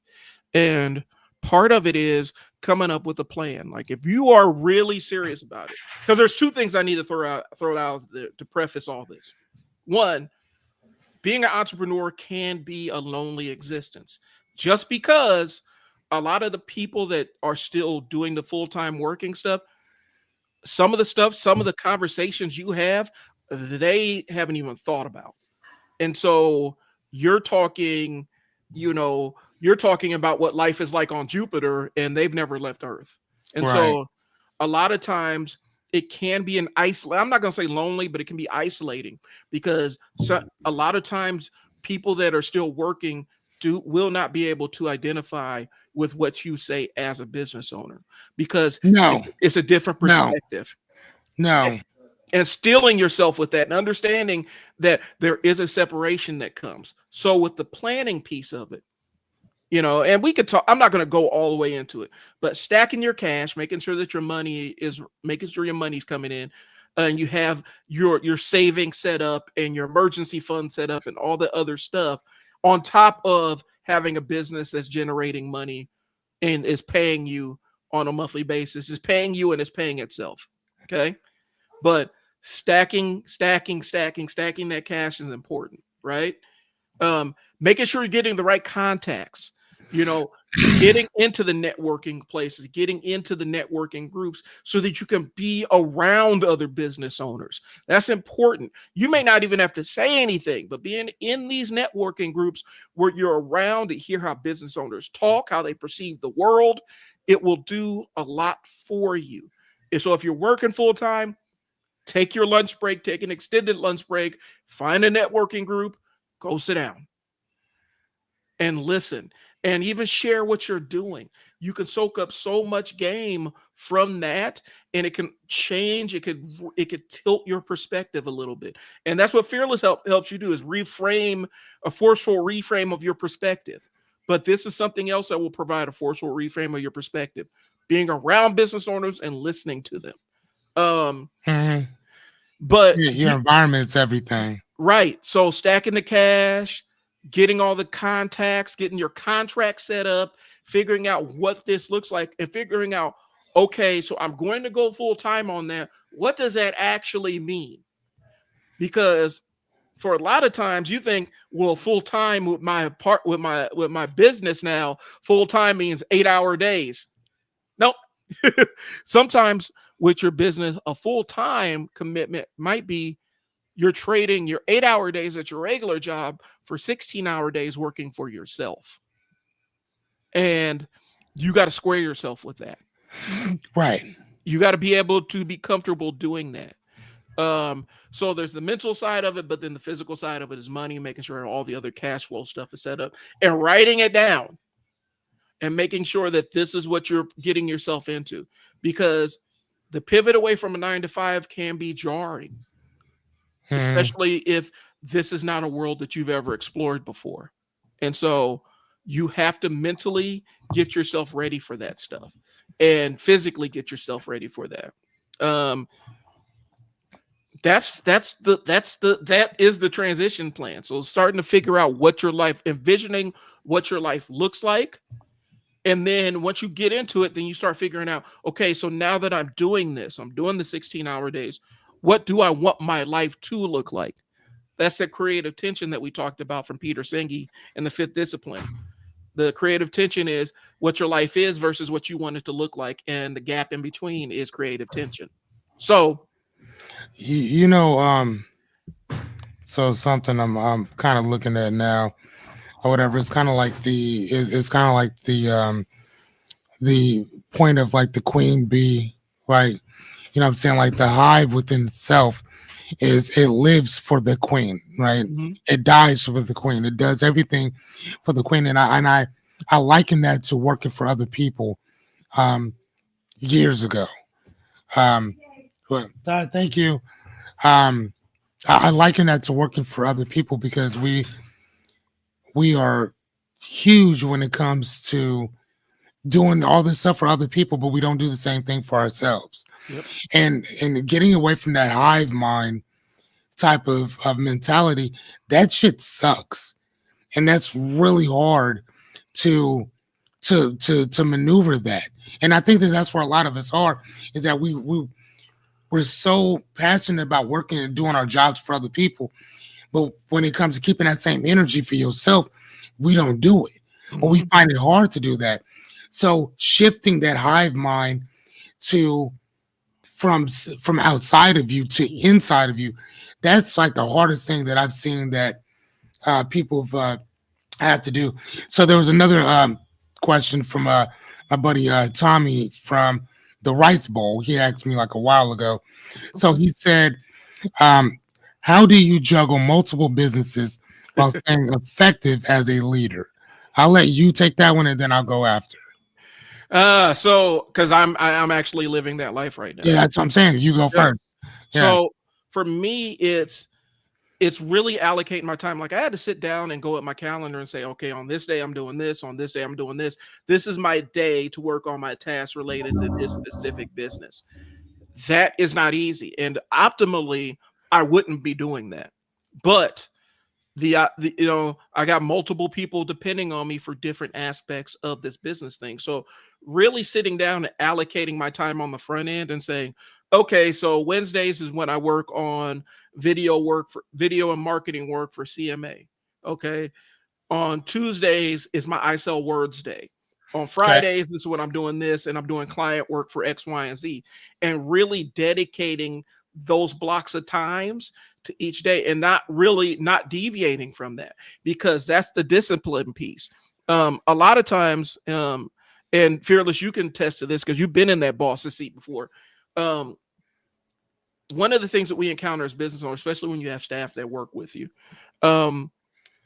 you have to be comfortable telling your staff, okay, so this felt like an emergency to you, but this is not a priority for me. Mm-hmm. Because you have the capability of fixing this on your own. So if I was there, what would you do? So like say, leak spraying in the gym, right? If I had somebody calling me and saying, hey, what would you do? We have a leak spray, from the gym. So what am I supposed to do about it? Mm-hmm. Call a plumber, put a bucket under it. You know what I'm saying? That's what I would do if I was in your situation. Mm-hmm. This is not necessarily a priority. I'll see you when I get there.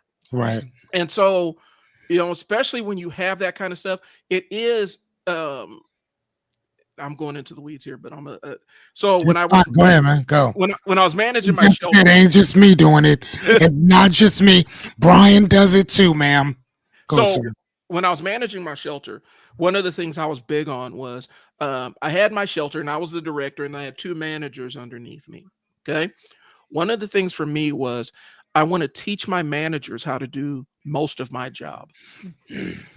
I'm teaching them how to do most of my job so that when I need them to step into the role of me, they can effectively do it. And so when you have staff, you have multiple businesses, you got multiple priorities, really identifying your staff that have the bandwidth and capacity and the mental fortitude to learn more and take on more of what your responsibilities are on a day-to-day basis so that it can operate this without you. And it allows you to focus on the higher end of stuff, which is finding new business opportunities. Hey, I need to open up a second location, or we need to buy somebody out. These are the things that are the high level kind of things that you need to be in on. But the day-to-day operations, finding that staff and identifying that staff that can learn 2 levels up. I was big about teaching my frontline staff 2 levels above their job. So I wanted my frontline staff to have the competence of my managers, and my managers to have my level of competence in most things. And I was not scared to admit that piece of it. And I wasn't scared that they were going to replace me or find somebody better, because there were certain things that I could do and certain outcomes I could create that they may not have the skill or experience to create. And that's fine. But finding that person that can absorb more and giving them the opportunity to take over more, and not just letting them be comfortable sitting and doing where they're at currently. So for multiple businesses, I would find my 1 or 2 people that can take on more and incentivize them and put it on their plate. The other side is they have to be motivated by that, because some people, they just want the paycheck. Other people, the paycheck is nice, but they want to learn more. They're trying to grow through the organization, grow through the business. Identify those people that want to grow through the business and use that as a teaching thing to incentivize them. Hey, these are the things I do. The last piece, when your staff screws up, and they will, when you delegate on this level, when they screw up, when you sit down and talk to them and debrief on them, don't beat them over the head with the screw up. Find out what their thought process was. Figure out what their thought processes was. Because if you can identify what their thought process was, I used to tell my staff all the time, as long as you could tell me I may not agree with the actions you took, but as long as you could tell me what your thought process was, what you were thinking, and the thought process makes sense to me, I'm going to back you up on it. And that's what delegating on that level means. So the way they do it may look different than what I do it, but if it makes sense to them and they've actually put thought into what they're doing, I support them on it, as long as it's not detrimental to what we're trying to do as a business. I agree. I think that if I were to answer that question, I would probably answer it the same way. Tommy, I personally, I guess there's 1, 2, 3. So here's the thing: there's 2 businesses for the most part that I actually run. The one that we're doing right now, like coaching, and this is like more of like it's more of like a passion. It's like a passion more than a hobby or whatever. But like doing what we're doing right now, again, this is the same thing. We're building something off of this platform, off of the education that we bring to people, right, or the value that we bring. So, I can't say that with what I do, I can actually have somebody come in and I can delegate that to another person. I couldn't do that. So with what I do, it affords me the time and the space to be able to kind of come and go as I please, to do what I need to do, and then to I think that's about it. I mean, I can't delegate this to other people. You know what I mean? I have to be there for this, and then once it's over, then that's it. So I guess I really can't answer that question. You can, because you have money coming in from all these other things. The money that I have coming in from other stuff or whatever, it's all in the same thing. Now, Tommy does the restaurant. He also does stuff in real estate. Mm-hmm. So he is like diversified all over the place. Let's go. I'm not like him at all. My bandwidth don't go that way. Like I can only focus on one or two things, and they have to be in the same arena. Right. You know what I'm saying? Even with my job being a shared living provider, and then working, doing community inclusion stuff like that. That is all based on like that is your own company, like in general. But that's all inclusive in the coaching part. Again, this is all within the same ballpark. So everything I do is right here. You know what I mean? Like nothing is like over here, then I got this thing over there, then I got this other stuff over here. I don't do that. Everything I do is within my ecosystem, but that's me. Like, so, I mean, you can answer it's like, because you're all over the place with that shit. Yeah. I am not. And you got ADD, which is even crazier. Well, and that's it's kind of the salve from an ADD is being able to pivot on high level tasks, Mhm. and it keeps me from getting caught up in bullshit. One question real quick. So you've said community inclusion twice. What is community inclusion? For the audience. So it's like when you work with some people with like disabilities and stuff like that, and instead of them going to a workshop or like a day center, they're just with you. So you guys basically do the same thing. You're just not doing it from a workshop standpoint. They're with you. You go out, you go do your stuff, and then you come back and like do whatever. So it's basically like a workshop within you. So we go out, we go bowling, we go to movies, we go anything that you would think that day centers will go do, we go do the same thing. We just do it together. Okay. So that's what community inclusion is. Plus, I have a young man, or I guess we're the same age, that lives in my home, and I get paid for him as well. So again, like that's. But again, the coaching aspect of what I do has nothing to do with this, but to me, it's all in the same. Got it. It's all in the same field. So now, if I were to enter real estate, if I were in to real estate as well, then that'd be something different. And then I can answer his question, but I can't really answer that because I don't do that. You know what I'm saying? So but that's just me. But like I said, I know you do. That's why I asked you that question. You know what I'm saying? So yeah. And I got one more thing that's on my plate.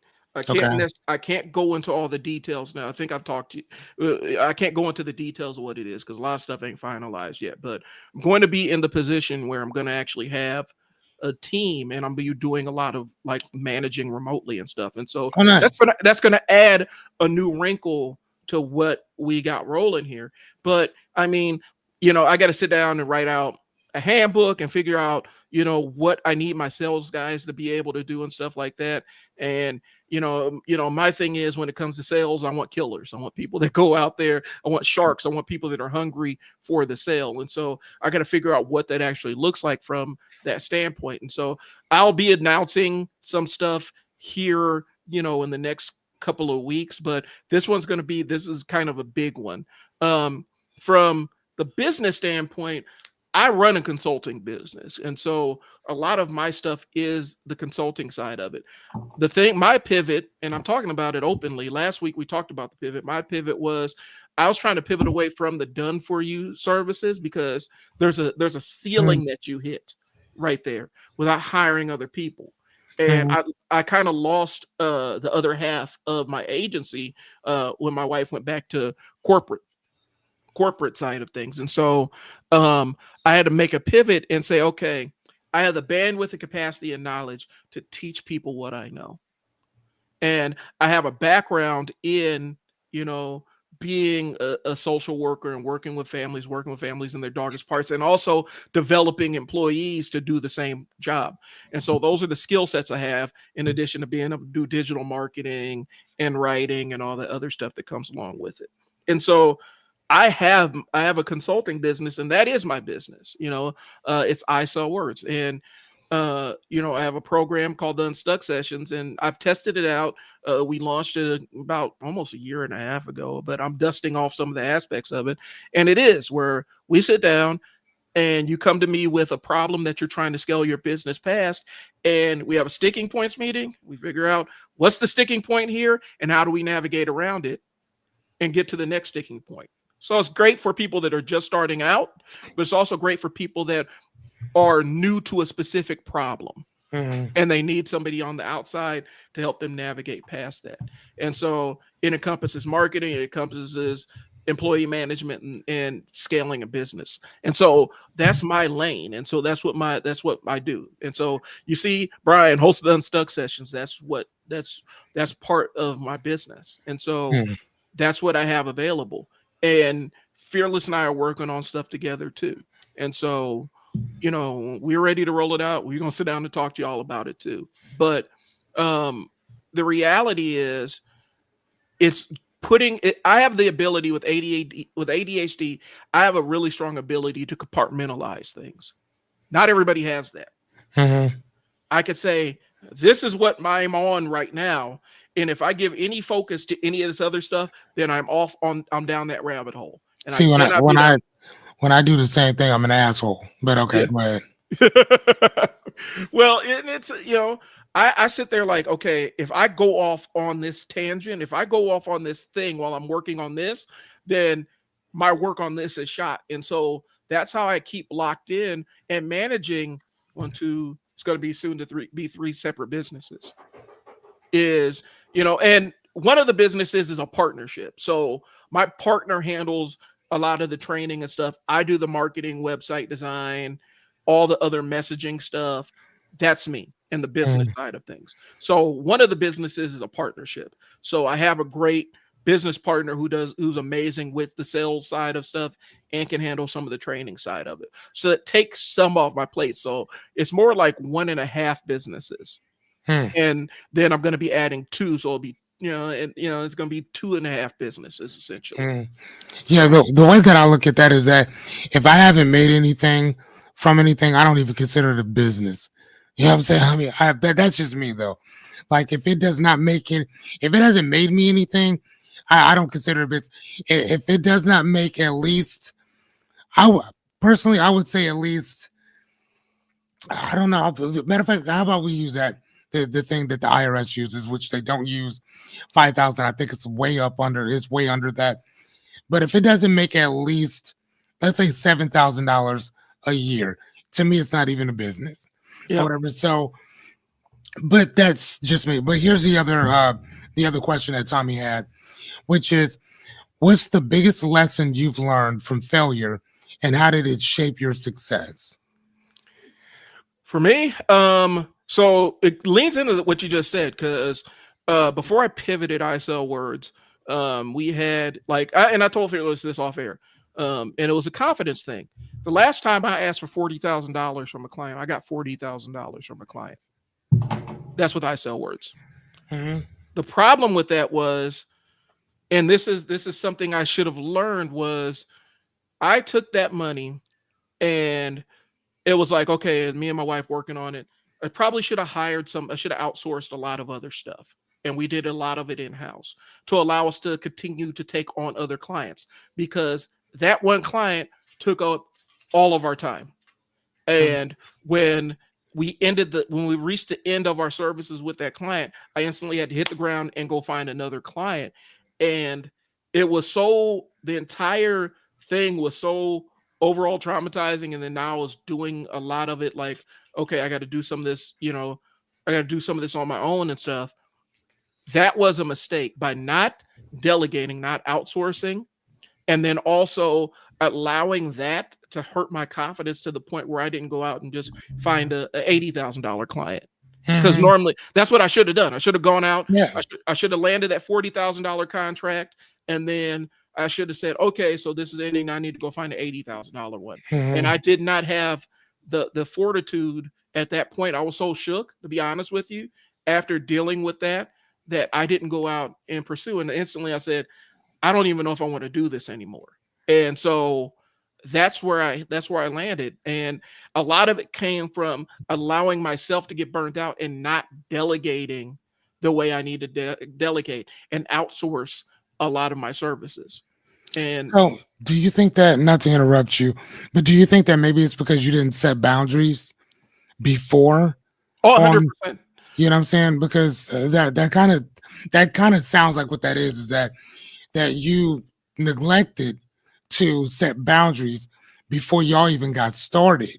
100%. And so then you can't, you have to, now you're locked in to all this other stuff. And again, all of your bandwidth is on this 40,000, as opposed to, like Grant Cardone says, you don't got, no, we're not going to do all this.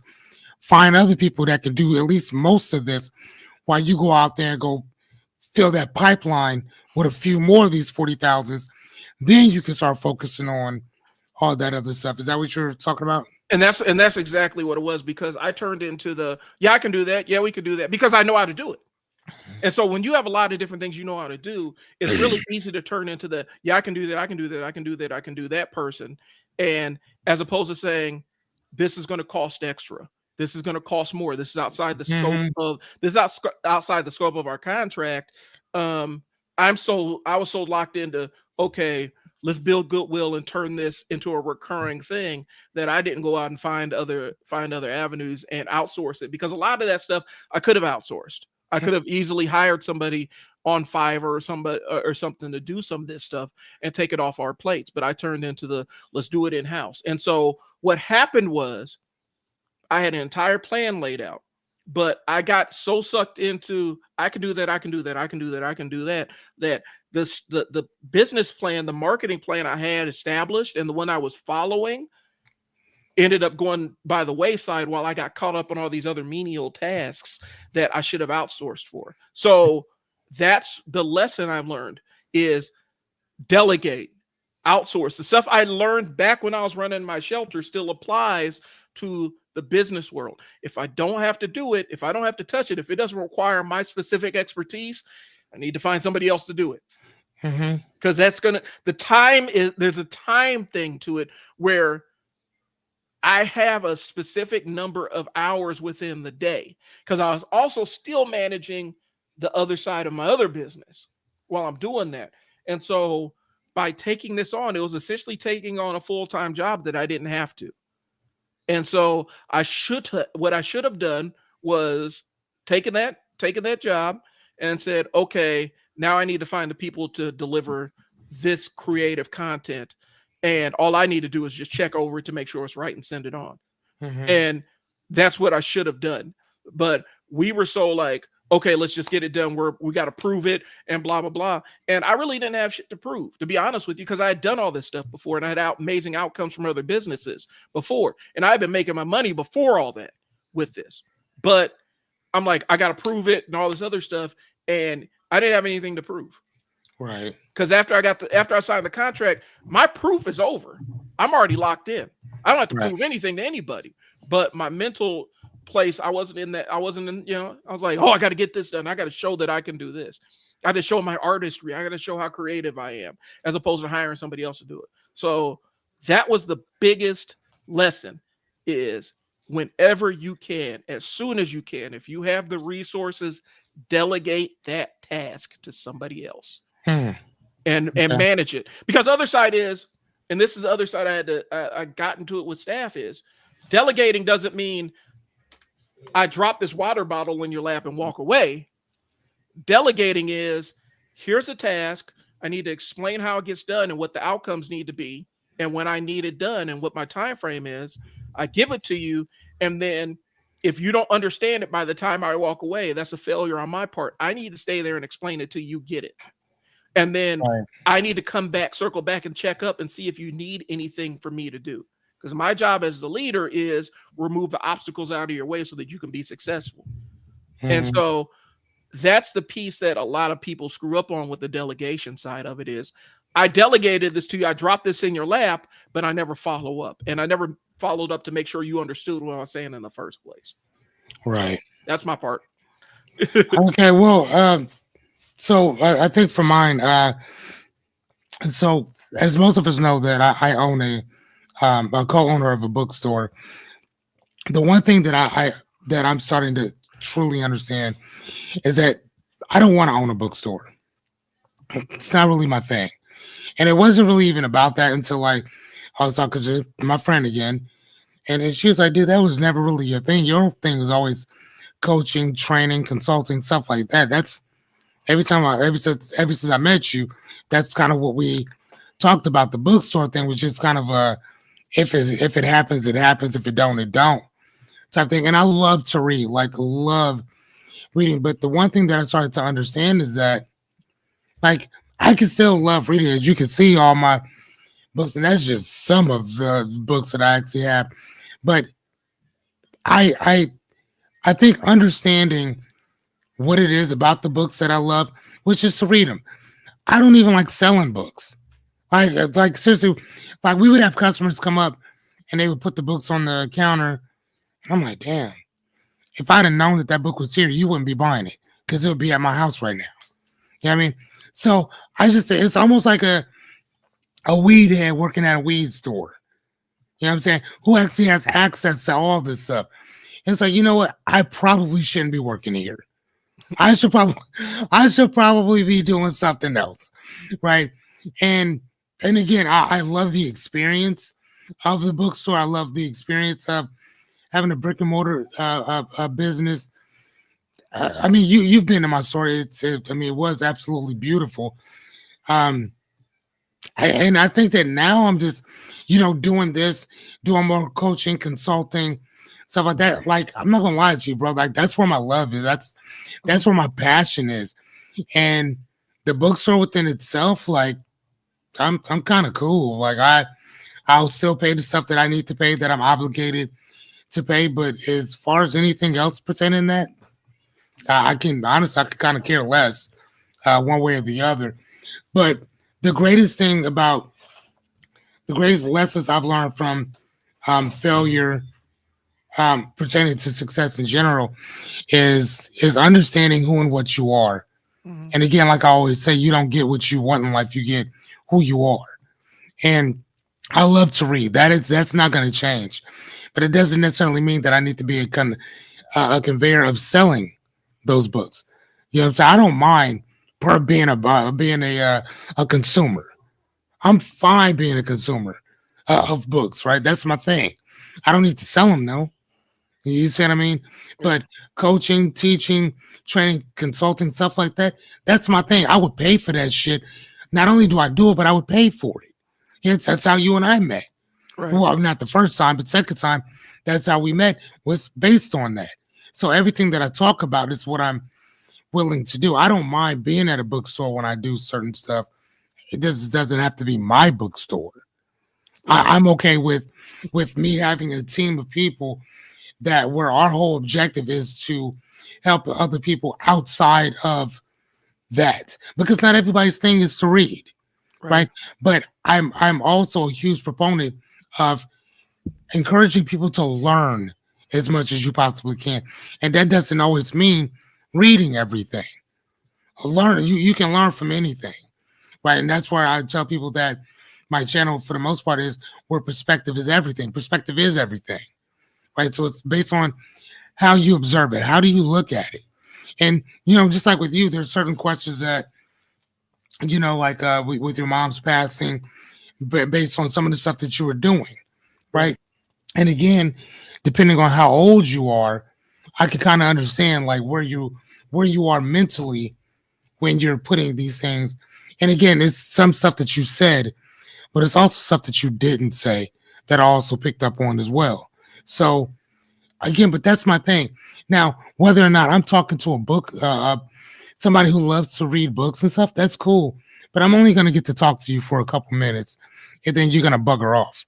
But coaching, teaching, consulting, shit like that, that's something that a person's going to be with you for years. You know what I mean? Like you and I, our relationship is going to consistently keep growing and flourishing and prospering. Whether we make money together or not, we still going to function with each other. You see what I'm saying? Yep. But then there's other individuals that as soon as this relationship has run its course, I wish you absolutely nothing but the best in life. I bid you adieu. You see what I'm saying? Yep. And that's how it has to be. And it's not a thing of being any hard feelings and shit. It's just that our relationship has run its course. Thank you, but I'm out. Right. That's it. So when I think about success, I think that you need to get your ass kicked. I think that you need to to have your hat snatched and handed back to you. And I think that that's where you find success if you're listening to yourself. And I always tell people that talking to yourself doesn't make you crazy. Not listening to yourself will. Right. And I love reading. I love books, but it doesn't necessarily mean that I need to have a bookstore to do that. You know what I'm saying? Like, and not only that, but even when I thought about the bookstore within itself, one of the premises that I kind of came up with early on was, why don't we just sell books that we've actually read? I've read so many books, it's ridiculous. You see what I'm saying? I've like throughout my life, early 20s to I'm 46 years old now. Mm-hmm. I've literally read thousands of books. So why not? Right? Go ahead, my guy. You look like you're itching to say something. I got an idea. You see that, Jessica? How I stopped talking and I'm letting him go. Do you see that? Thank you, ma'am. So I got an idea in line with that, and it's regarding some new information I came across. I've been hearing about it. We're going to talk about it off air because this one is good enough where I don't necessarily want to let this one out all the way yet. Go ahead. But this is specific to Fearless and what you just said regarding the passion side of things, plus only wanting to sell books that you've read. So this is a business model that something I've seen play out, and it's something that's kind of taking a lot of the social selling world by storm. So I'm going to run this down to you. We're going to stay on after so I can run this down to you. So let's talk about, because we talked about the scaling side of things and the growth side of things. Hiring. When it comes to hiring, if you read the E-Myth, one of the big things is, and I can attest to this, is write down everything you do on a day-to-day basis and make that the basis of your employee manual. And you must have an employee manual. You must have something for when you bring people into your business, because you have to lay out exactly how it's done if you want to keep fingers on it. But that's an aside. Where was I? We talked about cash flow to make sure the money keeps coming in. It's easier to retain a client than it is to get a new one. It's cheaper to retain a client than it is to get a new one. Y'all got to be aware of that stuff. That early sales and stuff is great, but does this person come back to you? If they come back to you, that's a sign that you got something a little bit more durable. And so a lot of times young businesses, they have somebody who's excited to do something, be with a new business and provide money to a new business. But once the newness wears off, they fade away. You want people that mess with you regardless. And sometimes even people that will stop messing with you, but then see what you're actually doing and see the value of what you're doing and come back to you. Those are your most valuable clients. You need to find a way to keep them happy. That's early stage. That's early stage scaling stuff. Right. Identifying who your recurring clients are. Go ahead. Right. So customer retention as opposed to acquisition. Right. It's kind of what we're after, is keeping the people that you already have as happy as possible. My son goes to a martial arts studio here in Bellevue. And that's one of the things that they do, is they're big on customer acquisition. They're big on that. But the one thing that they're not so good at is customer retention. Mm-hmm. And when you sign these contracts, they think that, well, being that I signed this contract, we're good to go. No, you're not. Because what happens is that people, especially if they're under contract and they can't get out of it, they will go around and they will shit all over your name. There's been 4 or 5 families that have come to me and asked me, what do I think about this place? And I tell them the truth. I tell them, my son's been here. His confidence level has scaled through the roof. My son's a black belt now. So I've kind of taken the pressure off of him of, bringing home that black belt. He brought it home. So now it's more of getting his second degree so we could just be done with this thing in general, which is what he wants to do. Awesome. I support it. But I tell the families, I say, if you want to help your child build self-confidence, martial arts is a great place to start, but it's not really an investment for them that you're making. It's more of an investment for you that you're making, because the money that you're going to be putting into this is crazy. Mm-hmm. It and again, like it's crazy the money that you're going to be putting into this. So if as long as you're willing to make a 4 to 5 year commitment, then yeah, I'd suggest you do it. But if you're cool with letting your kid walk into stuff and walk out of it, this isn't it. And I mean that's with anything. So it's not like I'm talking shit about their thing or not, but their dojo. I'm not. It's just a fact. But the other thing that kind of bothered me a little bit was that our bookstore has been around for just about 2 years now, right? Mm-hmm.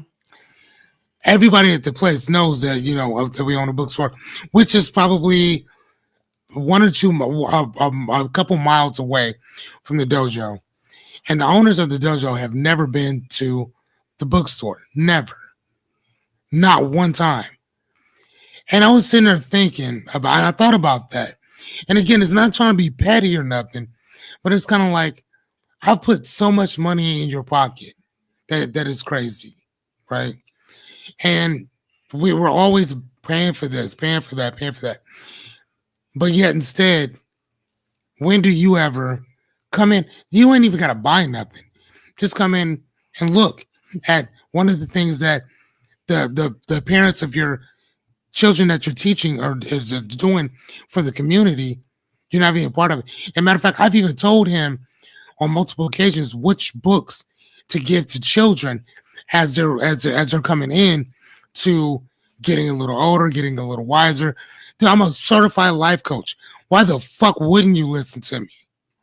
Like, I know what I'm talking about. Mm-hmm. Like, your wife has a Tesla because of me. I'm the one who sold her on that shit. And I barely even say anything to either one of y'all. So I'm like, y'all come to me and ask about this and the other. But when it comes to molding people's minds, I'm not the guy to do that. Like, you know what to do. And I mean, and I'll give you an example that you can relate to. In Boys Town, I was there, I was there 30 years, no, matter of fact, 33 years ago. 34. There's instructions. There's a system in following instructions. It is when you follow instructions, you look at the person, you say, okay, do the task immediately, and you check back. Now, I still remember that from 33 years ago. Mm-hmm. I still remember that shit because they drilled it into us. They got all this stuff that they got, And I'm like, bro, they're not going to remember that shit in 33 years. They're not going to remember unless you got to talking about that every single day. When you wake up, that's the first thing that pops into your head. That's when you'll think about it. That's when you'll know it. That Boys Town shit became a part of me. You know what I'm saying? And I got kicked out within like a year and a half of me being there. I was expelled. You know how hard it is to get kicked out of Boys Town? Dude, do you realize how difficult it is to get kicked out of there? They deal with the worst of the worst. So if I'm there and I got kicked out, that's the type of energy I was on. You know what I'm saying? So again, bro, like when it comes to karate and this and the other, he's going to be amazing at that. He has all these belts that I ain't never even heard of. But when it comes to molding a person's mental capacity, bitch, I'm hit. Mm-hmm. Like you got a whole dinner out here, and you out here settling for crumbs and shit. Like, well, what is you talking about? Like, I mean, and again, I know that people should not, man, fuck that. Toot your own horn. Because that's, unfortunately, people don't do that. And I'll tell you, if you good at it, to tell everybody how good you are. That's how I look at it. And I'm good at this shit. So if a person who doesn't even know me, let me rephrase that. If people that have never even met me are just handing me thousands upon thousands of dollars from my fucking perspective, then maybe you should listen. That's all I'm saying. That's all I'm saying. So, That shit bothers me. I'm just saying to no end, like it does. well, and I think it is a matter of that it's transactional. Like the relationship is a Maybe transactional. very, very. Because I know, like, I can shout out Chris and Sally with CNS heating, cooling, and heating and cooling. I've worked with them for years, and I will only recommend them when it comes to, if somebody needs their air conditioner replaced or their heater's acting up. I will only recommend Chris and Sally because of the level of service where when they come in, they're not trying to upsell you on stuff you don't need. Chris will look you in your face and say, yeah, they told you needed to pay all that. We can fix this. So you don't need to buy a whole new unit from them. Mm-hmm. Like honesty, transparency, to the point where it may even cost them, it could cost them money, but they want that level of honesty to make sure that you're not spending your money on stuff you don't need. And, Right. and it's,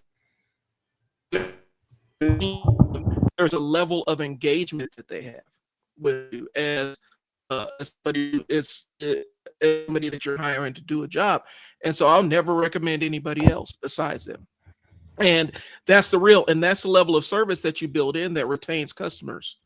And a lot of times businesses neglect that piece of it. They don't go the extra step to show the customers that they matter outside of the transaction that they receive from them. So you hand them the money and then that's it. And there's nothing else there. Right. And that's all and that's kind of where I'm at with that. And again, like I said, is like I don't need your money. Mhm. But support, especially if we're all in the same community, why not? Right. Why not function with me the same way that I function with you? I'm not telling you to come in, but again, again, to me, it's kind of like one of those things that when that hubris takes over, when it's like, nah, I know what I need to know. All right, cool. That's Right. what's up. But all I'm saying is that when you're in the community, it has to be something more than that, because Right. without us, you don't survive. Right. Like off top. And I think that once you forget that, I don't give a shit what kind of business you have. It's done. Right. There was this other business here in Bellevue. Diane Bruce, the president of Chamber of Commerce, will attest to this. There was this amazing barbecue spot in Bellevue called Mission Barbecue. I know what you're talking about. Oh my God, their food was absolutely amazing. I've never had turkey like that. Never. 46 years of being on this earth, I've never had turkey as good as this man's food was. And apparently one drunk night, your boy gets on YouTube. No, he was on Facebook. I saw that entire thing. That's the definition of Facebook. He crashed out. He was on Facebook and my boy turned up. And when I tell you that he treated them people like a crash test dummy, he went in, no helmet, no condom, dead as shit. And by the time this man was done talking, did nobody else go back to his store? Nobody. There's another side to it too, because not only was it the crash out, but I'm in another group with Omaha foodies or whatever, and he was actually harassing and sending messages to other barbecue chains and talking crap to them at all hours of the night too. It was crazy, and it was a completely self-inflicted wound that was completely unnecessary. Mm-hmm. That's completely unnecessary because he had the cachet, he had the reputation. People were locked into what he was providing, but it was a self-inflicted thing. It's what happens when you don't worry about your repeat customers. You don't worry about how you're presenting yourself. Are people going to want to continue to mess with me after this? Now, there's a level of defining your business. Like let's not get it twisted. There's a level of defining your business, right? And this is going to go into, like, next week we're going to be talking about marketing. But there's a level of defining your business where you define who your ideal clients are and who they are not. and you market to your ideal clients, and people that aren't within that ideal, if they want to mess with you, they'll adjust to be in that group of ideal clients. And then the people who aren't appropriate for your services, and no matter what you do, they're never going to be happy because they were never appropriate for your services from Jump Street. So that's one side of it. But the other side is going on a major crash out and alienating all of your clients. That's not advisable, and that's what happened. And the crazy part about social media is a gateway where you instantly have contact with billions of people at the same time, a potential unlimited number of people at the same time. Right now, we blast this on YouTube. At any given time, we could have billions of people watching it. We don't, but that's how it goes. And so the danger with social media for a lot of young business owners, like if you're just starting, if you're looking to pivot from the side hustle to the full-time job, is you can absolutely obliterate your business with one overly personal tweet or one overly personal post, or going on a drunken tirade on social media in front of God and everybody else. And so that's what happened.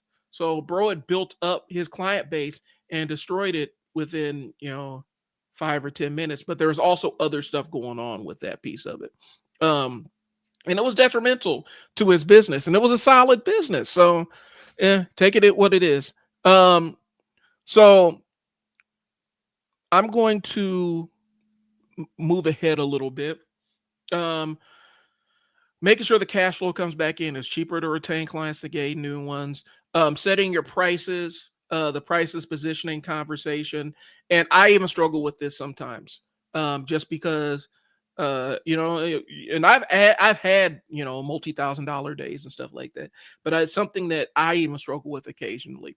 Setting your price at a point that allows you to continue to do more business is important. And a lot of times, if your service is so good, the price becomes immaterial if what you provide is that good, or somebody wants it enough. And for new business owners, that's a piece that they struggle with. And like I said, I've even struggled with it, and I've had $40,000 days. So setting your price is a key consideration, especially when you're starting out, especially when you're looking at moving from the side hustle to the full-time business, because just because you're making a full-time income in a part-time basis doesn't mean that you're going to double that income when you go full-time. You're going to have to scale up. You're going to have to scale up. You might have to evaluate what your prices are. And considering the fact that we're going to be in this protracted trade war, if your business requires materials, you have to build that into the cost of what you're charging customers. And everything goes into, all your overhead goes into the price of what you're charging customers. All your maintenance goes into what you're charging customers. And so a lot of the pricing stuff is important to get a firm grasp on when you're looking from pivoting from a part-time thing to a full-time thing, because going full-time will not automatically double your income. Gotcha. So that's what it is. I was continuing on with the entire crash out about Mission Barbecue, bro. I heard you. It was astonishing to watch, and anyway. Yeah, I know. I wasn't there, but like I did actually go back and read some of the stuff. But I also remember because he was talking to Sarah Milligan, who they own. What do they own? They own, man, what is that store? Dip Cravers. Dip Cravers, yeah. Dip Cravers. And apparently he said something, I guess Matt was talking to him, and then he said something about Sarah that pissed Matt off, and then they just kind of started going back and forth with it. And I was just like, dude, like Sarah's like mad cool. Right. And like every time I would go up there, Sarah would be there.